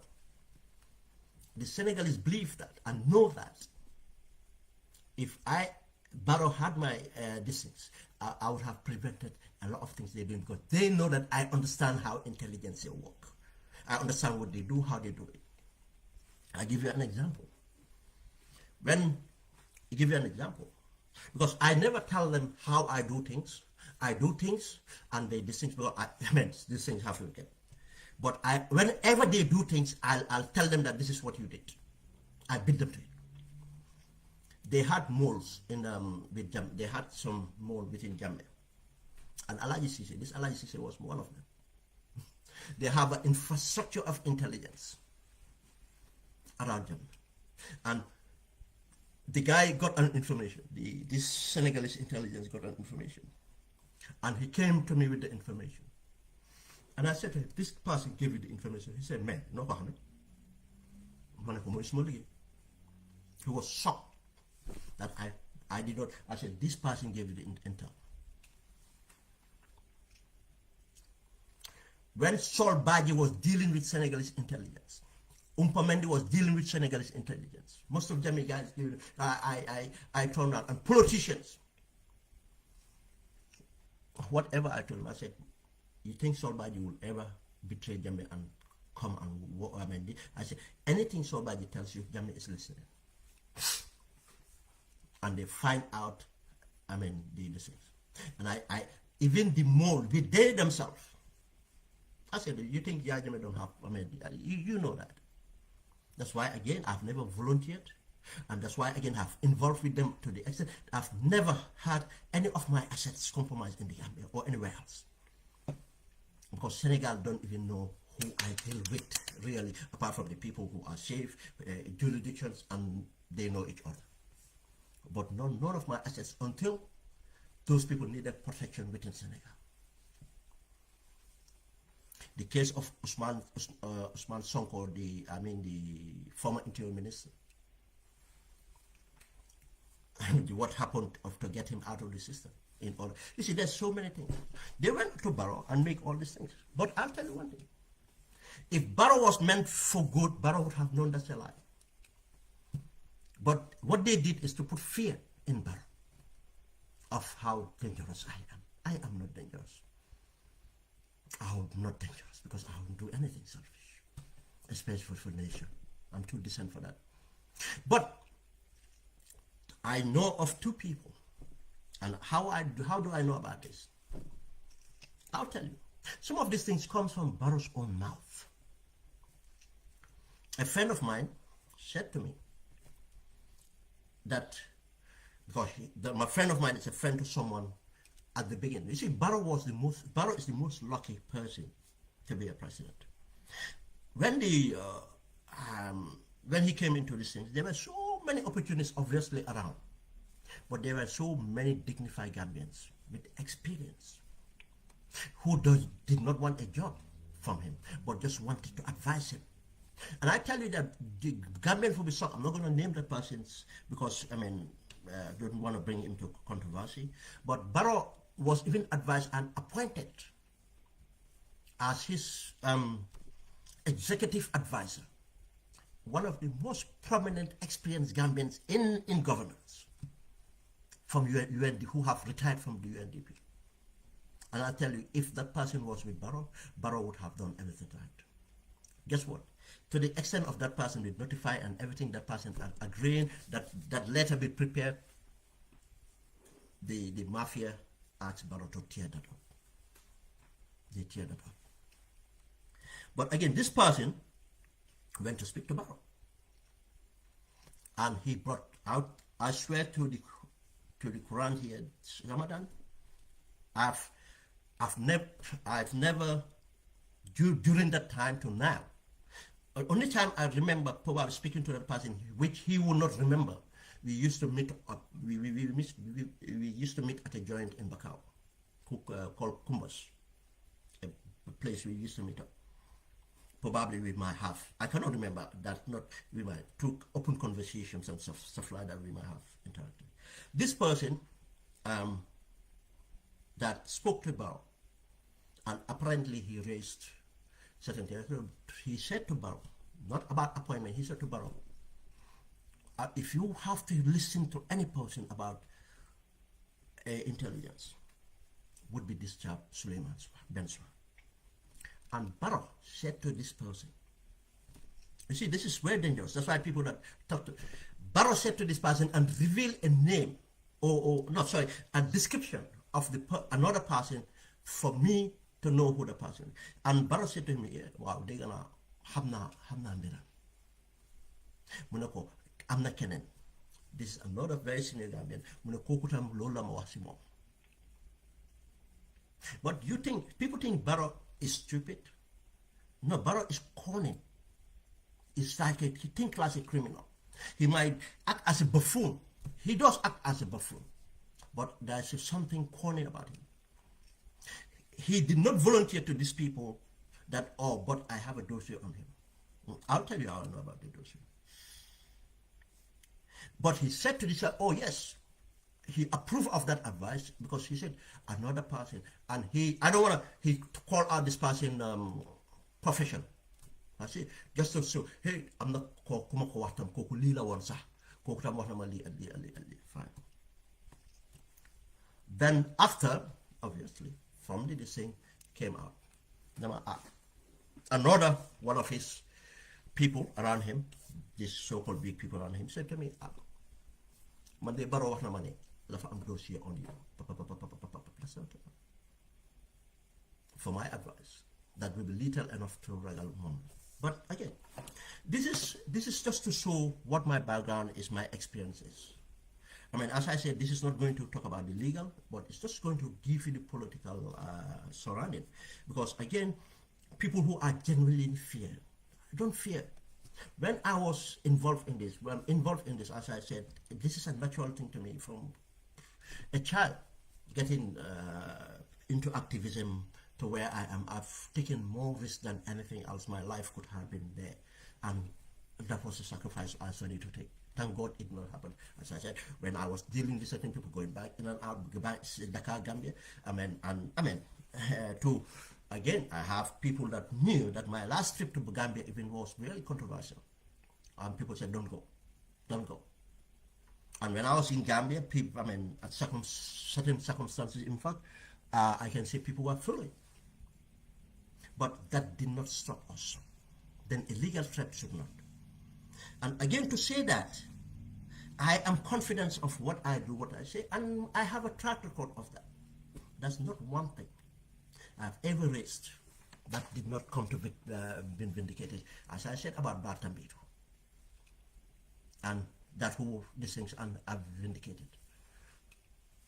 About elections, the example is here. Why would they want to insist on Alaji Momanja Sabin?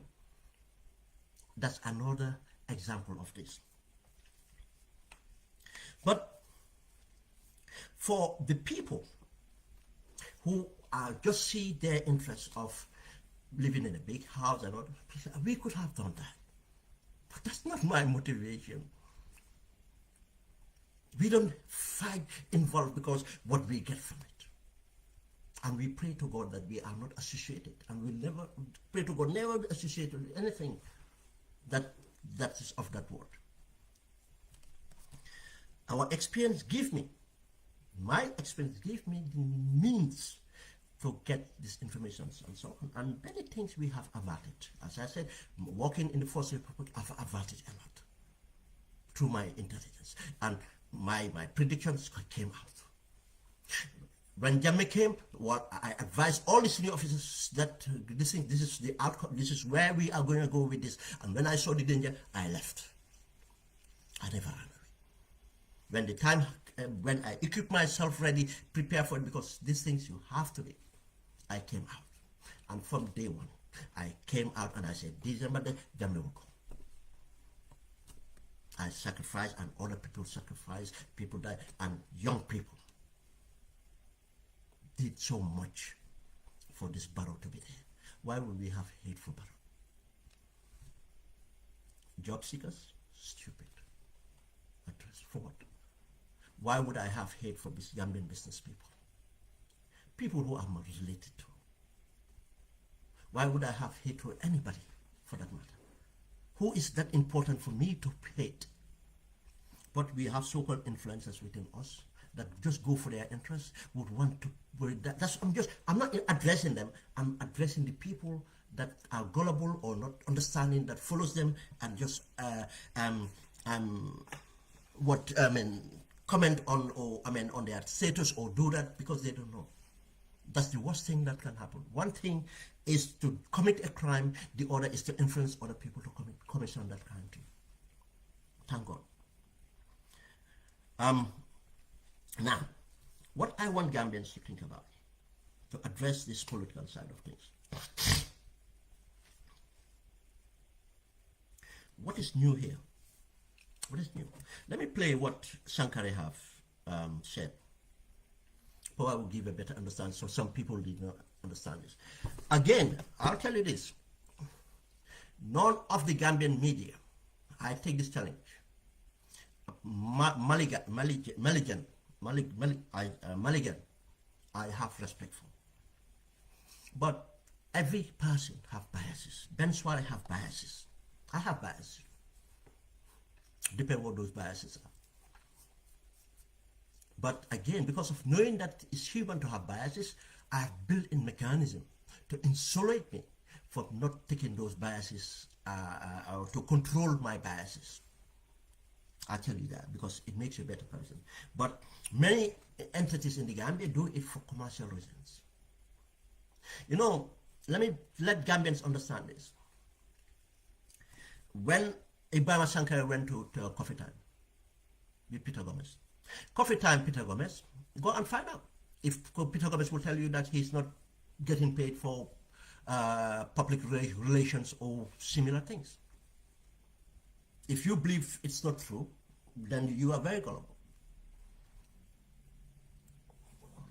Or if you think Peter Gomez don't have biases, or Coffee Time don't have, the West Coast don't have biases, yeah, they are doing very well in an aspect. But if you, we grow up with the Labour government. I was inside the politics of Labour government. We know how spin doctors work. We know how these things work. What they did is, and you can see it deliberately, when Peter Gomez addressed the allegations, he refused to call by reference my name. He refused to reference the Open Gambia platform. He refused. When I challenged him, he said, "Oh no, because he's got a text, just the text from a friend." I make sure that whenever I write an article, I put my name clearly on it. I put the date. Now I started to put the time. So that, because of the reason, if the text is copied, because I will stand by what I say. Peter, as a journalist, experienced journalist, would not read a text or take a text seriously if he doesn't know the origin, who wrote this text, how it came about. If the text was so important, and he doesn't know the source of the text, who wrote the text, and very important that need to be heard, Peter would have clarified that to say that this is coming from an anonymous point. But no, it was deliberate. Because the only reason the State House law of going to there is they prepare these things. It's part of their public relations. It's called public relations. Now, they came because they want to react. They want to react because they know that it hurt where I point them. But this is not new. Gambians should ask themselves, why now? If you go to my platform today, I posted something 2 years ago when I allege that Ablai Cham, the so-called person who was going to build the OIC hotel, 2 years ago, I allege he bribed Barrow, 2 vehicles and other things, but those are just handshake. There might, because I was not sure about the other contributing, I said there might be other things. I know he buy warambas and stuff like for Barrow. I did not even mention those.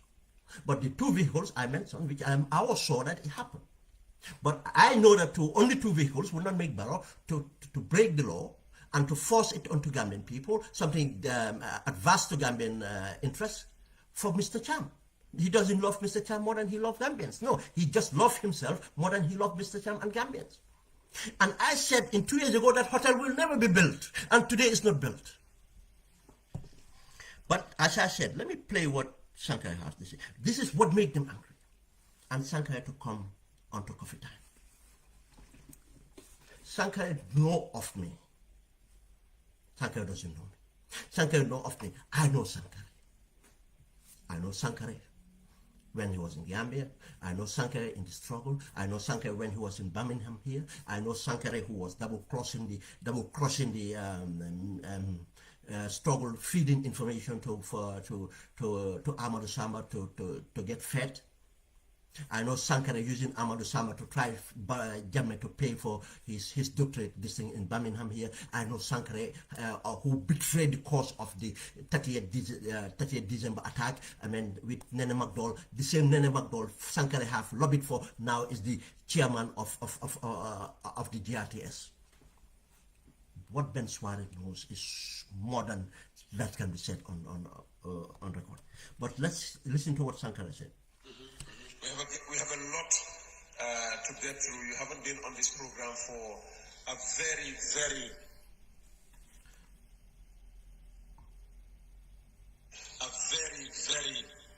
long time. News is doing the rounds, rumor if you want to call it, that the president has yet again been caught in a clear-cut case of corruption and bribery. He's been paid, 2.5 million euros, according to the allegation. He's cut, if you like, from a bus deal, which is going to officially commission tomorrow 70 new buses. Some have been taken delivery of, and so how does the president, I'm sure he's read that the news has reached him. Yeah, he read it. You hear that? My name, the platform he came from, he must have known. If he was not let known, it's his responsibility as a journalist to do. Gambia, that's why I said, if people like us are silent, we don't expect. Why do you think the things are the way it is in the Gambia? Because of most of the press are just PR agencies. They're just doing it not for anything else. It's to accumulate wealth for themselves and as a job and others. And I tell you, you'll be surprised how many business people are paying for so-called press. These things are not. And I tell you, Ben Suwareh, and my hands are here. Nobody. Not gratitude, not anything. I'm not falling for that. But it's worst. And everything I said, I have my proof. But today, I'm waiting for the legal, we go for the political. Let's hear Sankara's statement. He read it. So how has he reacted, or how is he reacting? Everybody involved, I think, at least has also read it. We had an extended conversation yesterday, President Barrow and I, last night, and I can assure you he has read it, and he is very unhappy with it. He has instructed the Attorney General, the Minister of Justice, to review the report and advise him legally what legal options are available, to the extent that he is willing to even hire lawyers out of this jurisdiction, really, in the UK or in America, who can actually help deal with these, scurrilous allegations against him, members of his government, his character, defaming him.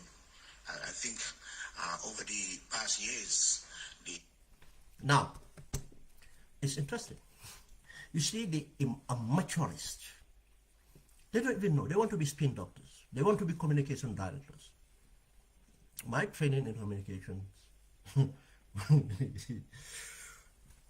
he have brought the president into disrepute. Now, this is just to tell you why. You remember, I said there's no allegations I've not made before.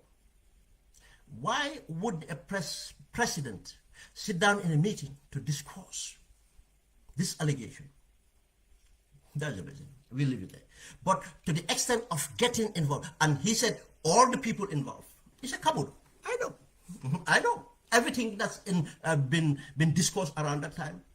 There's a female, they hired a guy, they hired a female Gambian lawyer to write to Facebook to ban, to stop me. That's the stupid, one of the stupidest thing. They'll take their money. They already took that action. They hired a lawyer in the Gambia, a private practitioner, their favorite female lawyer, to write to Facebook. I know that. They tried to hack my account. Facebook accounts and so forth. Nothing. My emails, nothing. That's how much aggressive they are, because of it pains them where I got this. how I got this. Well, go and look at everything I've written. They know. Now, they thought of how to silence me. Again, the so-called Bensouda have sued, this thing have sued. If I was in the Gambia even, I would say the same thing. It's that we are scared of not telling the truth. I would have been scared if I didn't tell the truth. That's why people insinuating, hey, now, okay, now, whoever. And yes, it's a disrespect to say that whoever lies. I am not a liar. I did not lie. I did not have a track record of lying. Prove it. Let anybody var me. I var myself all the time. Let anybody var me on anything I've raised. From drugs to anything. I'll come to that. Anybody var me. Bring it out. And I tell you, if you even cut it, I'll tell you the context I said it. It's not because of I'm perfect. No. Because when I come out to speak, my intentions are right. I insulate myself from every bias. I'm not saying I'm going to make mistakes, but I'll tell you, if you bring it out and I clarify it, and people would with hearing, listening with the ears to understand, would accept my applications or my narrative. They do this to scare. But again, how stupid they are. How can you think that Ben Suwareh will be scared of legal action? No. This is because it have reach. It's wildfire, and their intelligence told them this is wildfire.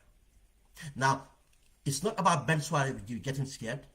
No, it's okay. Let's say this: Gambians to know that Barrow have denied this thing. They went overboard. You don't sit down and say what you talk to the president about. You don't do it that way. It could have been done in many ways, but for him, he thinks that's the way you say it. For Gambians to say that, Barrow have denied this, Barrow this. But they don't want to use my name. They don't want to name the Open Gambia platform. And I tell you, follow Open Gambia platform, more is going to come. More is coming out. And you know why Gambia, you live in the condition you live in. I'll tell that. He said that. Now, for Gambians to swallow this. Now, and then this so-called influencers that make so much money from Barrow and the cartel, cabal, giving them as PR, coming out to say, you see, now, if got any Gambian fear, make sure if you know that you are not telling the truth, be faithful. If you believe in the truth, believe in yourself, say what you need to say. Now, if Barrow, you see, again, this is why I'm not part of establishment politics. Because if I was part of establishment politics, Gambian politicians, you don't hear all this. They don't have to do anything. What the Gambian political parties should have done by now, parliament should have done by now to say this. Now, a private citizen have made these allegations. And it concerns the government so much that the government, because Barrow would not want to use his money, is ready. And if this law should happen, Barrow should do it on his own expense. Why? They should question the government. Why do you want to use our money to go to the United Kingdom for legal action? Now, why not bring out the process? Be transparent about the process. Why not? This is what politicians should force Barrow hand. Not for me, but for the good of country. So force Barrow hand is easy. And let them not even try to fabricate any document. Let them not try to fabricate any document. We know what we're looking for. We know what we've got. But this is the way they do it. Now, let's see this. Then Sankara continued. The character in question who wrote this acerbic piece of allegation has either through wild innuendo or insinuation tried to align the president with even drug deals, stealing elections, and all that. That could all be politics. But now, he said that could be politics. Okay. The president taking a bribe is more of a scandal than the president involved with drug cartels. One, the president taking a bribe is more serious to be considered than the president getting involved in fraudulent elections. As I said, the evidence of drug trafficking or not, if you go and follow everything I said and the way I presented, when I came out in October and talked about Gambia, be careful, be ready, the cartel, November, December, 3 tons of cocaine landed at the ports. How did I know it was going to happen? How did I know it's going to happen? 3 tons. And every other ton that came out behind. Have you ever seen any senior person arrested in the Gambia or be prosecuted? None. Have you not seen the president in the Silaba Samate in the presence of the president? Have you not seen Silaba Samate spending money on president's campaign? And so Silaba Samate is a certified drug trafficker. Where did I have that wrong? Banta Keita, people say that it's not existing. He is in existence. Banta, the president have met Banta. The president know of Banta. The president, Banta's friend are linked to the president. You see, there are many ways you have associations. Where is Banta? The Banta's lawyer is the president's lawyer. And still now, the Banta's lawyer, Tambedu, is fighting for Banta's interest in the Gambia. But not only Banta. There is right now a guy called Pablo. A Pablo in the Gambia, a Guinea-Bissau national. He have a big front. You see, they are so-called big front property. Most of some Gambians are owning it, but most of them go and check who owns them. I was in the Gambia. Big front. He's by one of the this thing. He's bought a big front power. He's driving very powerful vehicles. He is investing. That's what I'm saying. Again, in Gambian businesses there.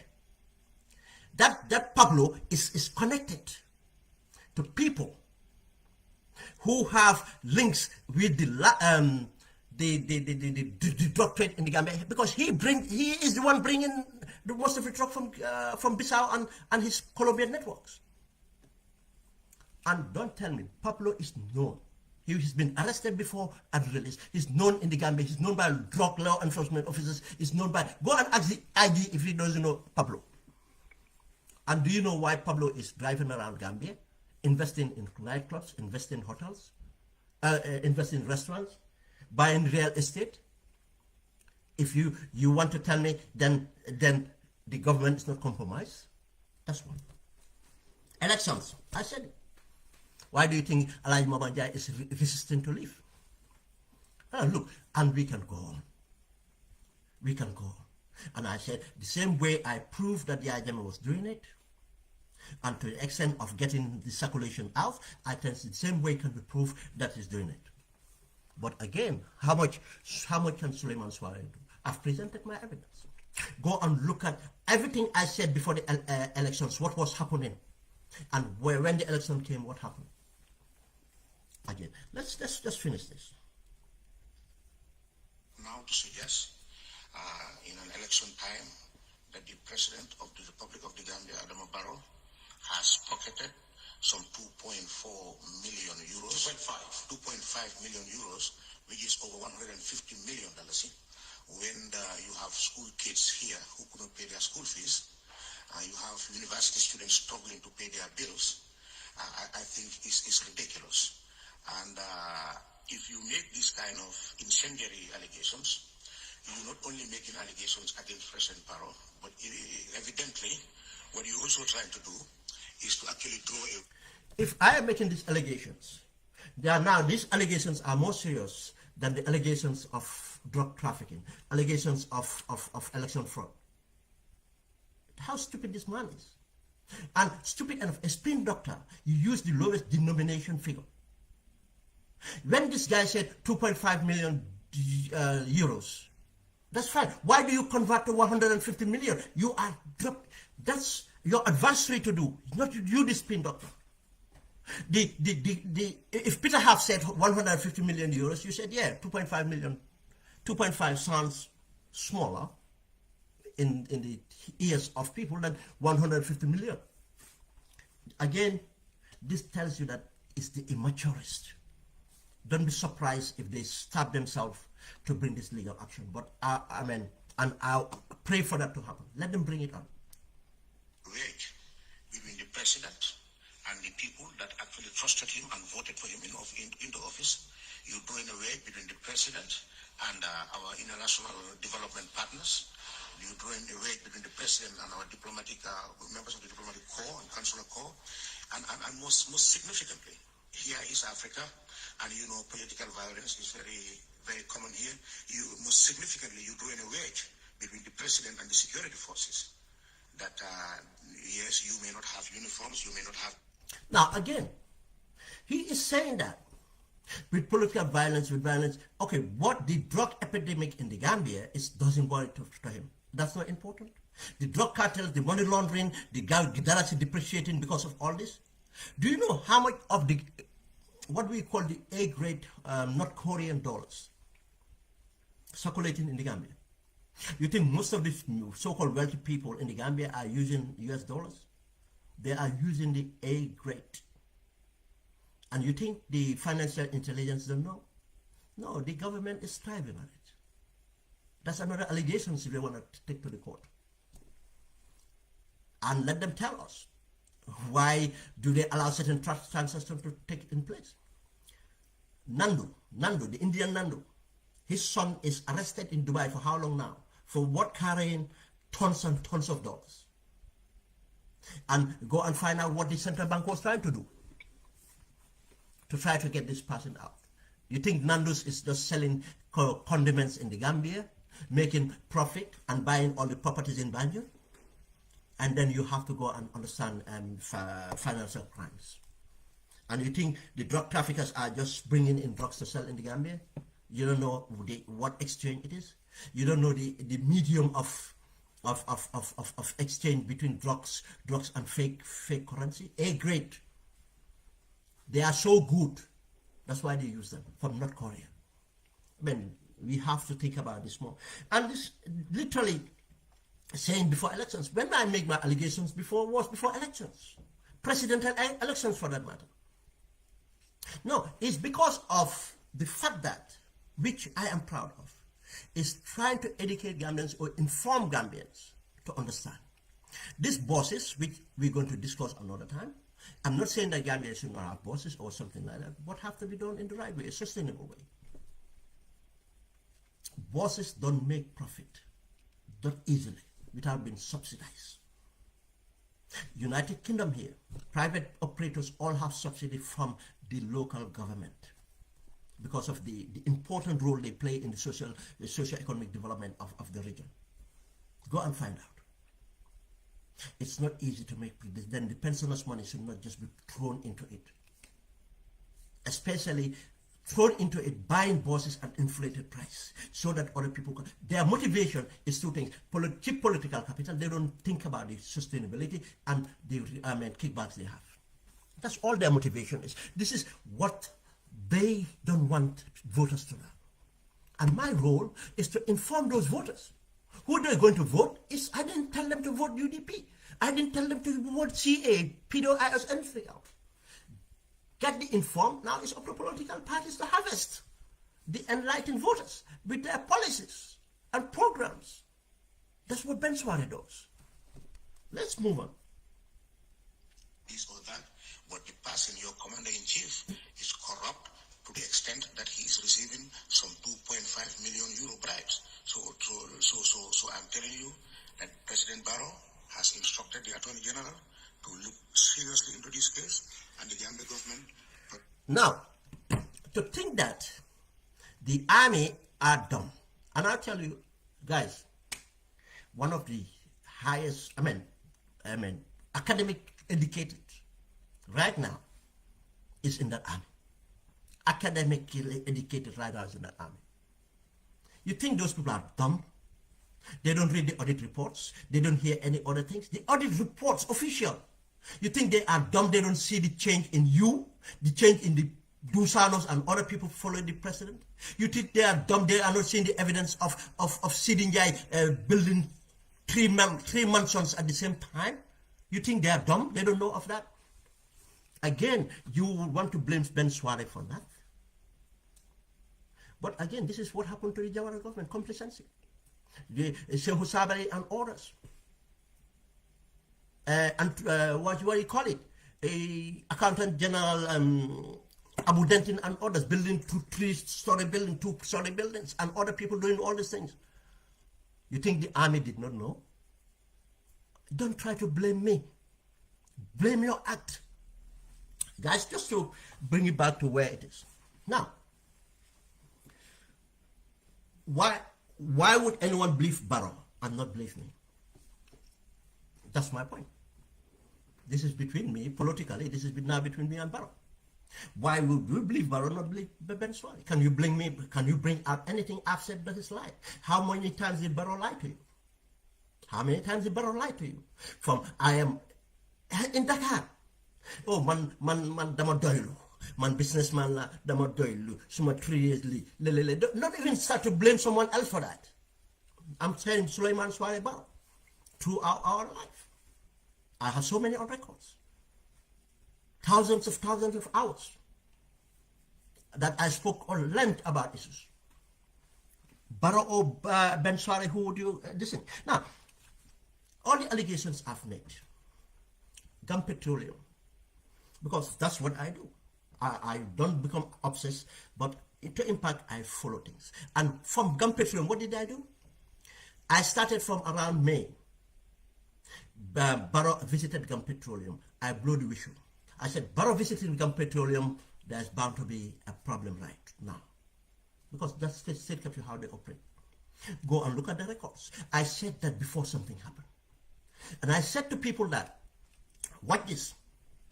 I said, you know, remember when Barrow went to the beach site with Ahmad Ba and others, they said that they check in the hotel areas? That was when he said they accidentally met with Senegalese ambassador in one of the resorts, hotel resorts.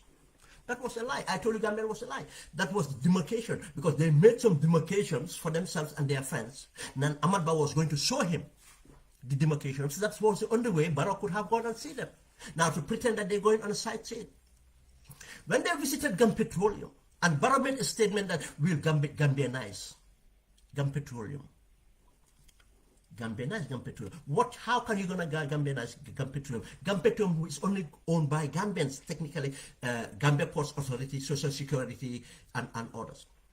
What is not Gambianized about Gum Petroleum was when Barrow sold shares from Mohamed Basi that Social Security wanted to buy, Gambia Ports wanted to buy. Barrow sold that to who? A Mauritanian Senegalese businessman with the surname Barrow. I think their company is called Petronas or Star Oil. Listen, they sold up shares. Who did not Gambianize Gum Petroleum then? That's where it started. That's where it started.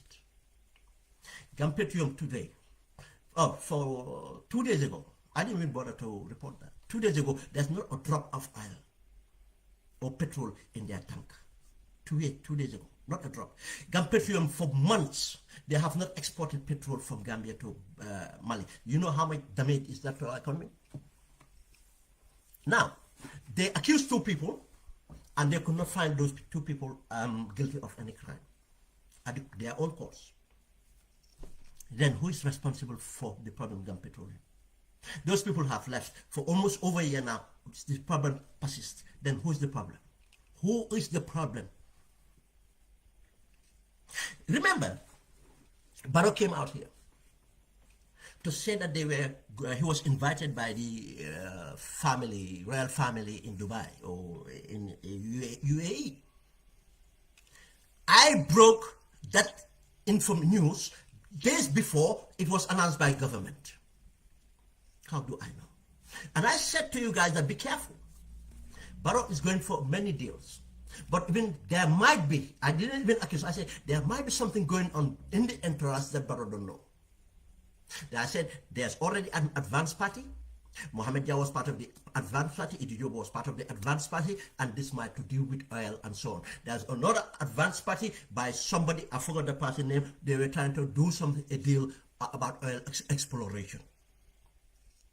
Now, there are people around Barrow who are going on this trip in the same flight are involved in trafficking of gems, gold or stuff like that, and likely drugs. When I broke that, preempted, I dripped it down. Barrow should thank me. What did they do? They canceled that trip. They said they postponed the trip. It's almost 2 years now, that trip is not being talked about. Did he not find out what I said was going to happen? Because he was carried. Because he doesn't have the intelligence officers to do their job, because they are entirely corrupt and compromised or not experienced.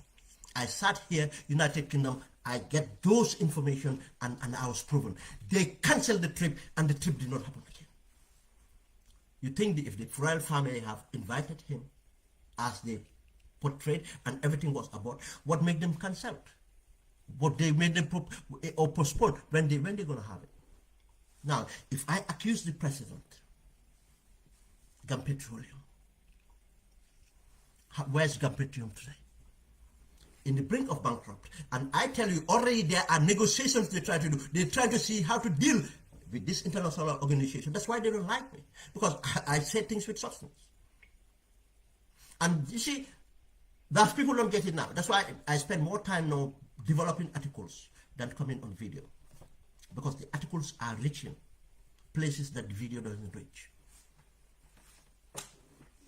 That's why too, they don't want Open Gambia to be known. Articles are reaching places that they don't reach. Now, Gum Petroleum, technical bankrupt. Now they find a way, and don't be surprised who will be the buyer. They're looking for a way to buy, but now they're looking at how to deal with this international IMF and or World Bank.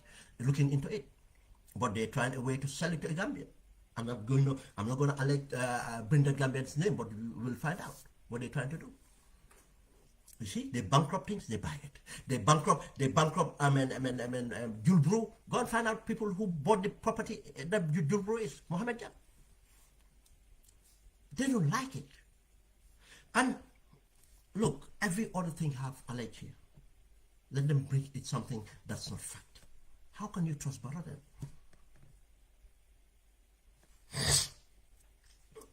We have averted. You know, the people have heard about this 100 mosque project. There's so much money that came through bags with SISDG and give it to Barrow. You know, they tell out we're going to be women guarding things. They lied. They ate that money. Their relations with Saudi and other things that was going on. Remember at that time, every day you hear a Saudi officers coming. I'm not going to go into that. We averted something very serious. And still the government doesn't know how we averted it. To the extent of the United Kingdom selling their, this thing for Africa, to sit with Barrow and read the rare act on Barrow. Because Barrow was so gullible.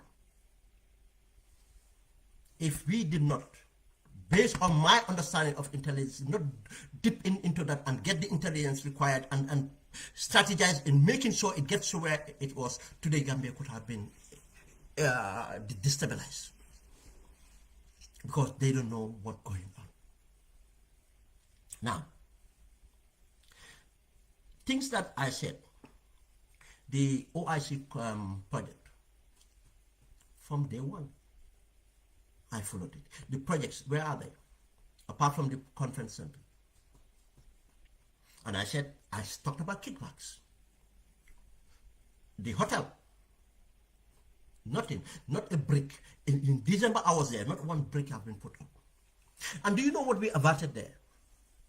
This Mr. Cham, say Mr. Cham wanted to use Social Security as a guarantor and use those things and go and seek money and come. The company was registered, the company he said was registered 2015. The company didn't have a dime in the account. The company did not have one project delivered. How can you trust that person that he can raise 100 million? How's it either illegally, or if he's going to do it, is government be used to do it? And he wanted to use government. You want to use this liquid base of social security to act as guarantor, and Barrow was about to do it. We went out there and punch it and get it out of him. Who can you believe? And that's why. What could have happened is, we have seen these things happen before. Use those documents, social security guarantors come to West and other places, get financial backing based on these guarantors. And he defaults and they go for social security. And Barrow was ready to do it. Do you think Barrow does that because he loves these people and hate the Gambia? Or Barrow does it because he's getting something directly? Come on, service Gambia. Then why would anyone come out to say that, yeah, Ben Suwareh, now we see Ben Suwareh lying? What did I lie about? Oh, I mean, Ben Suwareh now taking the examples now, anybody who come to lie. Probably they are the one who fabricate and lie. But what I said and everything is on records. And it happened. After how many years, the bankrupt, we see the struggle in the OIC. Listen, there's a company called Gambisara. Have you ever had Gambisara Construction Company? No. The person involved, it was a vendor, small dealer. Barrow make him to create a company, to be given a contract. How can Gambisara win a contract bid? Never built a road, never maintenance a road, never built a house, never done anything, and win a bid to build a road. Pickford, a Sierra Leonean company. They joined with Gambisara. That Sierra Leonean company, $500,000. Kickback. Go and look at their lot. Why do you think that construction is dealing? I'm not sure that Pickford is still involved anyway. A Sierra Leonean company. Go and look at their records in Sierra Leone. Barrow, when is Barrow going deliberately to do this to us? You think Barrow is doing it for what? For what? These are all bad contracts. Giving it to people on this. You think he's doing it because he loves these people? Hate Gambia? No, he's doing it because he's getting something out of it. Common sense tells you that. Then why should you doubt if Ben Suwareh said that he have evidence? Or Barrow have taken a kickback? No, because of you. If you said you knew, you are enlightened, but you are part of it. But if you follow, you might not, you might follow and repeat what these people say. That's why I'm telling you guys. If you say, oh, you Lola, because somebody else apologized to Ami Bensouda, then Ben Suwareh too might be the same thing. I be the struggle, be now, I be the first republic, my character. I've never. I will Sankara and others. I am not people that run behind Amadou Samba looking for the pants. I'll do anything. I started at the bottom here to where I am and where I want to be, where I want to reside. I started from the bottom. I've done everything but dignified. I've never borrowed money I didn't pay, even to banks or anything. I've never begged or anything. Even if I'm ill, I will work. Now, look, we can go on different things. You think the airport contract, you think Barrow loved that, not even white man, a South American, this thing, so much that he will draw a very bad contract. Not that he doesn't know. The Justice Ministry told you, the people in the Finance Ministry told you not to do it. I mean, the stakeholders, tourism stakeholders told you not to do it. Barrow used executive powers to do it. And I tell you, and I accuse him again that Barrow is taking a kickback. I don't know the amount. I don't know the amount, but he's taking a kickback. And if you want to take me to court again, let me take you to court that I said he's taking. Let him add this, that he's taking a kickback from the airport. This thing, and if that happened, I tell you, all the people that takes kickback from that airport, this thing would be from Sierra Leone, the first lady of Sierra Leone to now. Let the first lady of Sierra Leone to put me on the suit. We'll tell you how the contract came into Gambia. We told you how it came to Fatou Cissé, how it went through the Ibrahima Cissé and went to Barrow, and that's why Barrow used his executive powers. What does it make sense? Barrow to use his executive power just to benefit others? He's not benefit from it. Gambia is not benefit from it. Go and look at the contract. What does the national audit office said? Guy construction contract. I explained this intensively.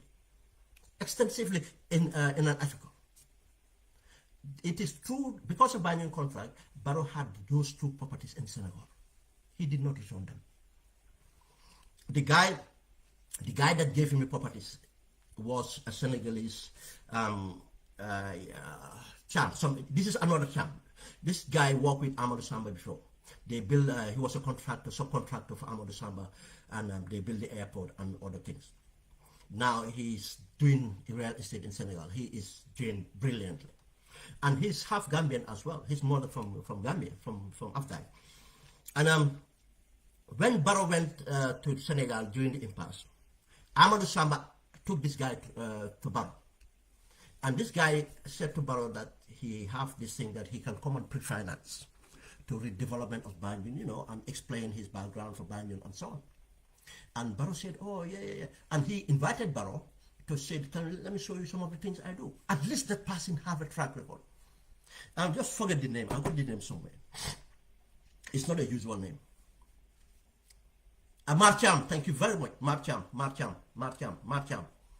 Marcham took Barrow and his delegation to the estate and said to Barrow, dina may sa jabar, na may sa lifin, jabar bena kergi. And someone in the entourage ne Barrow nyari jabar la am, munako bon na ko may benen. That's how the two compounds came about. Let them tell me I'm lying. And Marcham was ready to come and pre-finance. You know what Barrow did? Alaji Sisi and others went and undercutted Marcham. They sold Hadim Guy to Marcham. So to Barrow. Hadim Guy's contract. Obviously the kickbacks. That's how it came about. Hadim Guy don't have the finances. They lied about the pre-finances. It's coming through. Hadim Guy don't have the expertise. Hadim Guy was condemned by the Janneh Commission. You see? The same thing, Tariq Musa was condemned by the Janneh Commission. Now, who is lying here? Who should you believe here? Who should you believe here? I am just doing this for the so-called people standing out there, trying to scare other people. Oh, Barrow, let not be silenced. Let Barrow bring it on. There's so many allegations I made. Let him pile up everything and bring it on. Just as they said about, even let them bring the election suit. Even the election suit alone. I proved that the election is stolen and the election has stolen in Gambia. Marcham, that's how the contract came about. And he locked Marcham out and gave it to Hadim Guy. Now the National Audit Office said everything. And in fact, Maligan exposed it first. National Audit Commission confirmed it. The Karamba Toure of the National Audit Office said it's a cash cow. Gambians still don't know how much is been taken out from that contract. Tell me. People are crying about Narek. Barrow is having kickback from Narek. Barrow is having kickback from Car Power. I am not sure about the figure yet, but there's a figure being put out at 10,000 euros a month from Car Power. And other allegations are making. I am not saying the exact figure is right, 10,000 euros, but allegations are 10,000 euros Barrow is having from Car Power. That's why you're having this problem. And you see, if I have time, I would have explained. I did this before, explain everything how Car Power contract was constructed.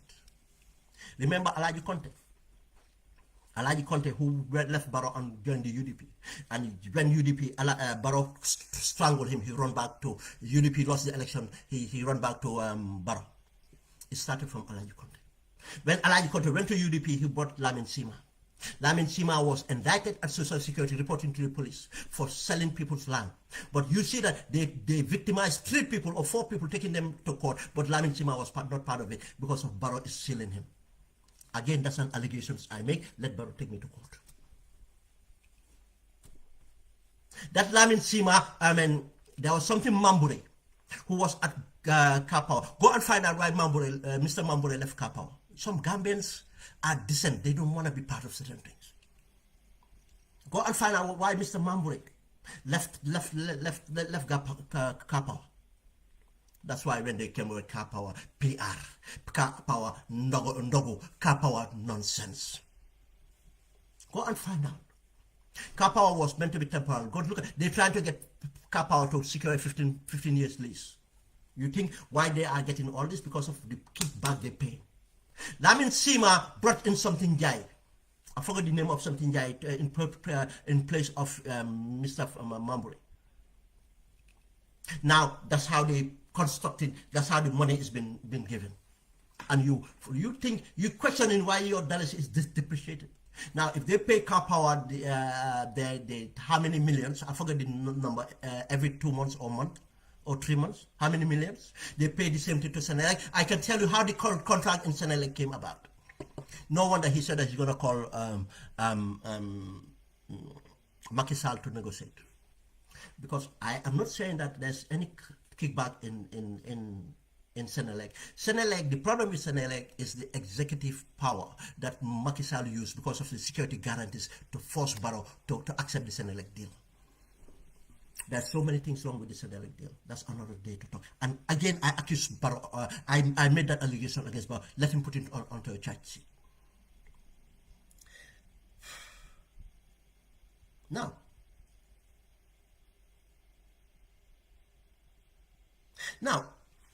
you ask yourself two things. If Barrow is doing all this, the airport project, Gum Petroleum, and everything, taking bad decisions against it, affecting Gambians. You know how many Gum Petroleum was making, exporting fuel, and earning us foreign currency. You see, unless Gambians, some of us understand the balance of trade deficits. Whilst we were selling petrol to money and other countries, those people were bringing safer, they were bringing dollars, were bringing euros, earning us. Now the airport levy is affecting us by their a lot of other things. Every decision is about. That's why I said the members of parliament, they meant to impeach Barrow on all these contracts, did not. This is an opportunity then for Gambians to hold Barrow to account by taking it to court. Now, let's look at the other side of it. Other side of the coin. Now, if I allege that then Barrow is doing all this because it's benefiting, where's the evidence? Again, I am not going to bring in the legal evidence, material evidence. I just want Gambians to reason out. What is Barrow worth now? How many properties Barrow have? We know how much he earns. We know how much per diems he have. We know the allowances we paid for him and everything else. But do you know how many properties Barrow have everywhere else? I am not saying he have properties in the United Kingdom, but if I'm asking a question here, does the First Lady have properties in the United Kingdom through an intermediary? That's how I'm going to put it. Does the First Lady have a property in America, in Seattle, through an intermediary? You see, we are not stupid. If I want to construct an allegations which I did not have certain material evidence or difficult to prove in court, I know how to put it. Now, I am asking these questions. And you know why, how it would be easy for me if the government have challenged me on whether First Lady might have properties in the United Kingdom through an intermediary. Because we know the web. We know about the First Lady having a property, buying the former Foreign Affairs Minister Omar Sif's property for over how many millions in the Gambia? At Fayara? And that he bought the property in 2017, 2018. You know, the timeline too is important. When did they accumulate this wealth? How many properties did Barrow have in the Gambia alone? In Senegal?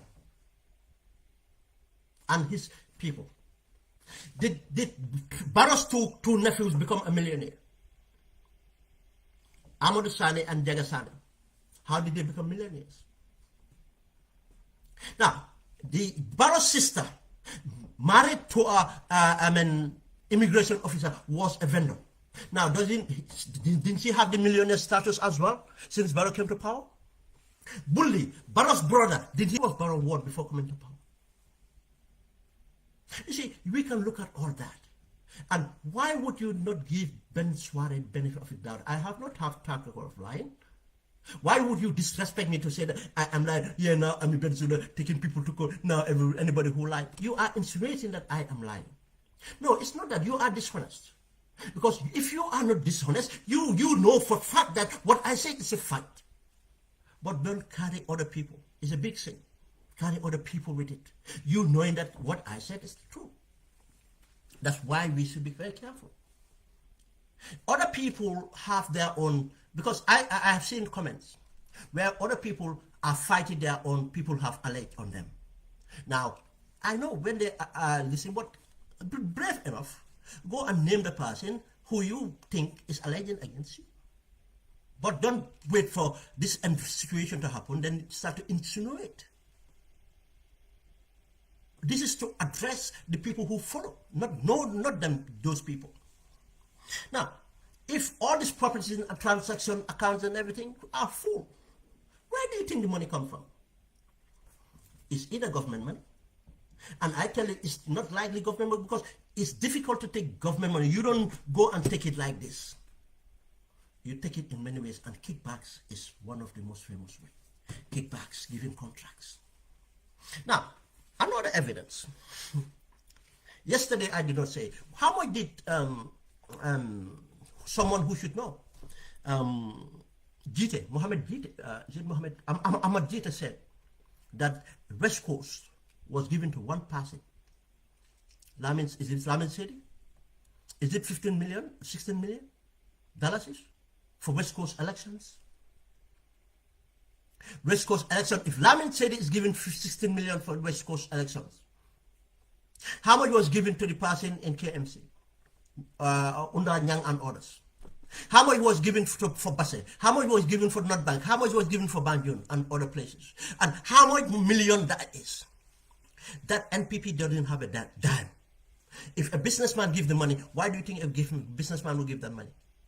It's not that form of kickback. The businessman must have something favor from the government through Barrow.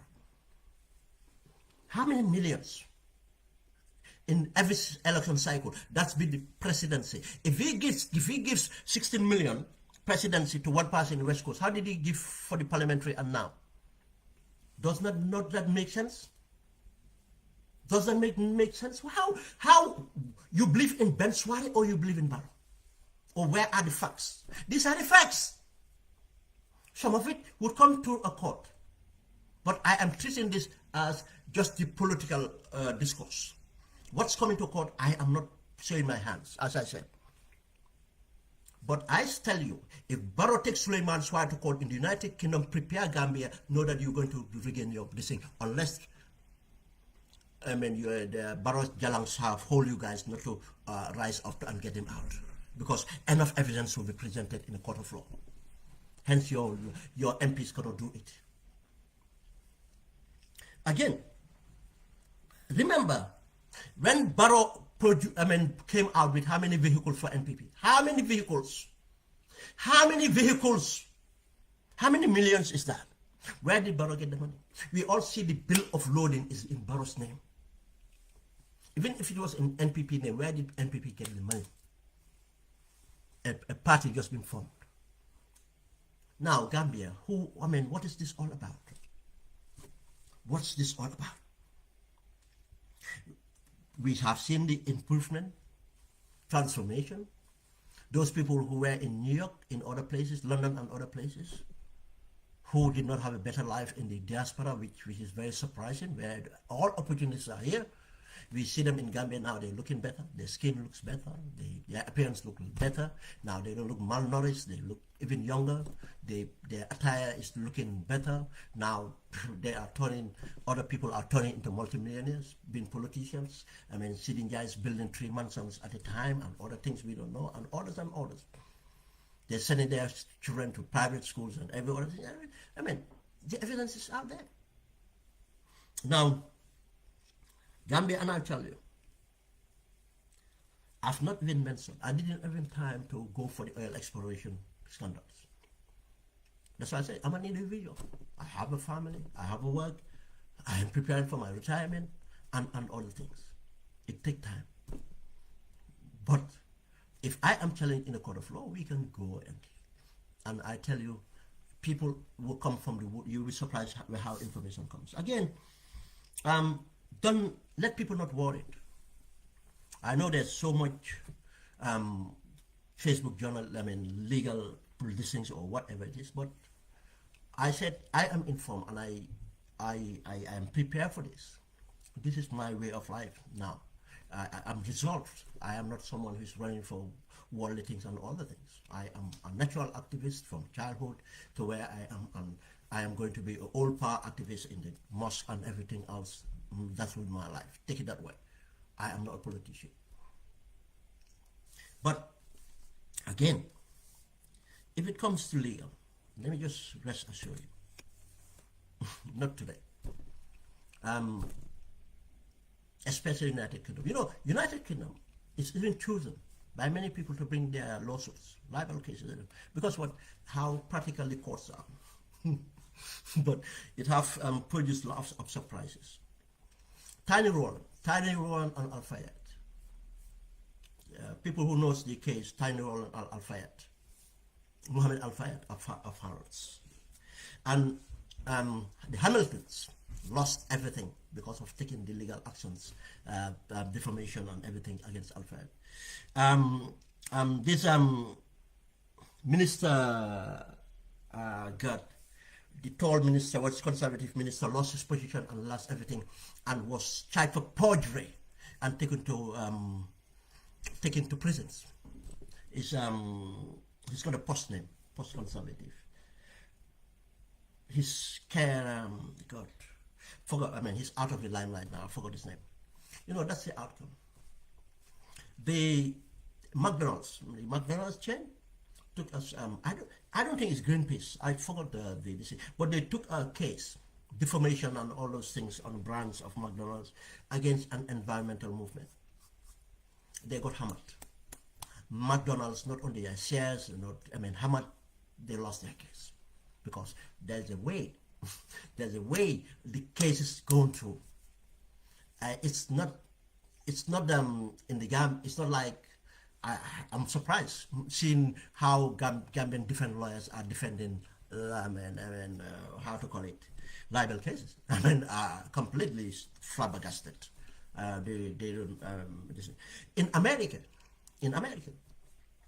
the Meat Farmers Association or whatever you call them in America against Oprah Winfrey. Go understand that. Against Oprah Winfrey. In fact, it catapults Oprah Winfrey's position against a comment that Oprah Winfrey made. But bring it back to even Gambia, at Asantix and Sanamane and Sehu Sawali. Nafasaho got, dealt with. Other people got dealt with. The government got exposed. There are so many. Libel cases is not something to be scared of. If you know your position, you are factual, you know where to stand, be reassured. Don't be silent. Don't be silent, but make sure you are not reckless with your statements. If you're not sure, there are many ways you put across your statement. Put it as a question.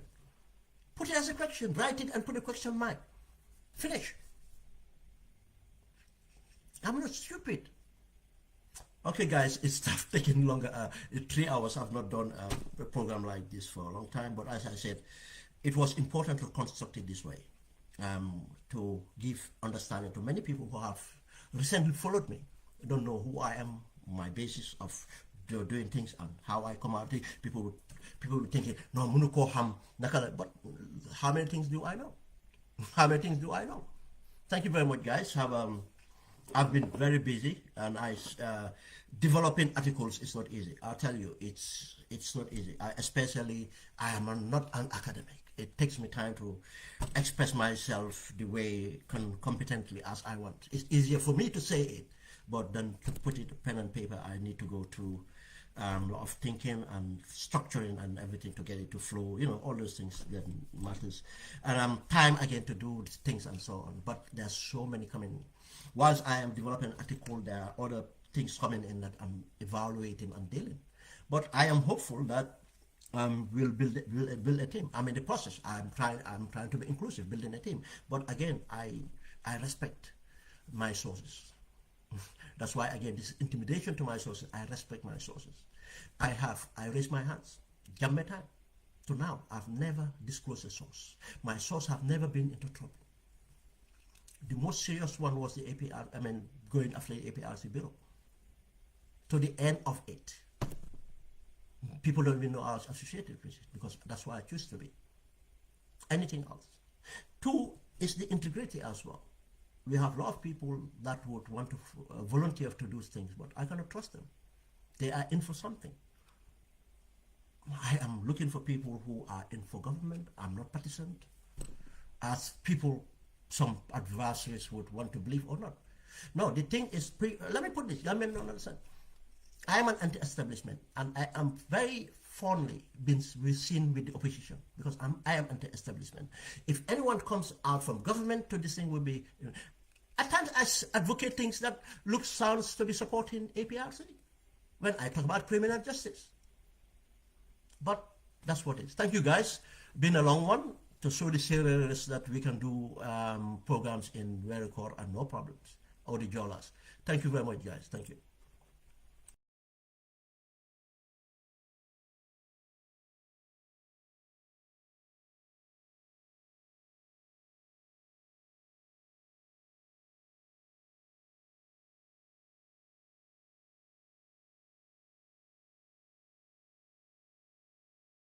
TV concern.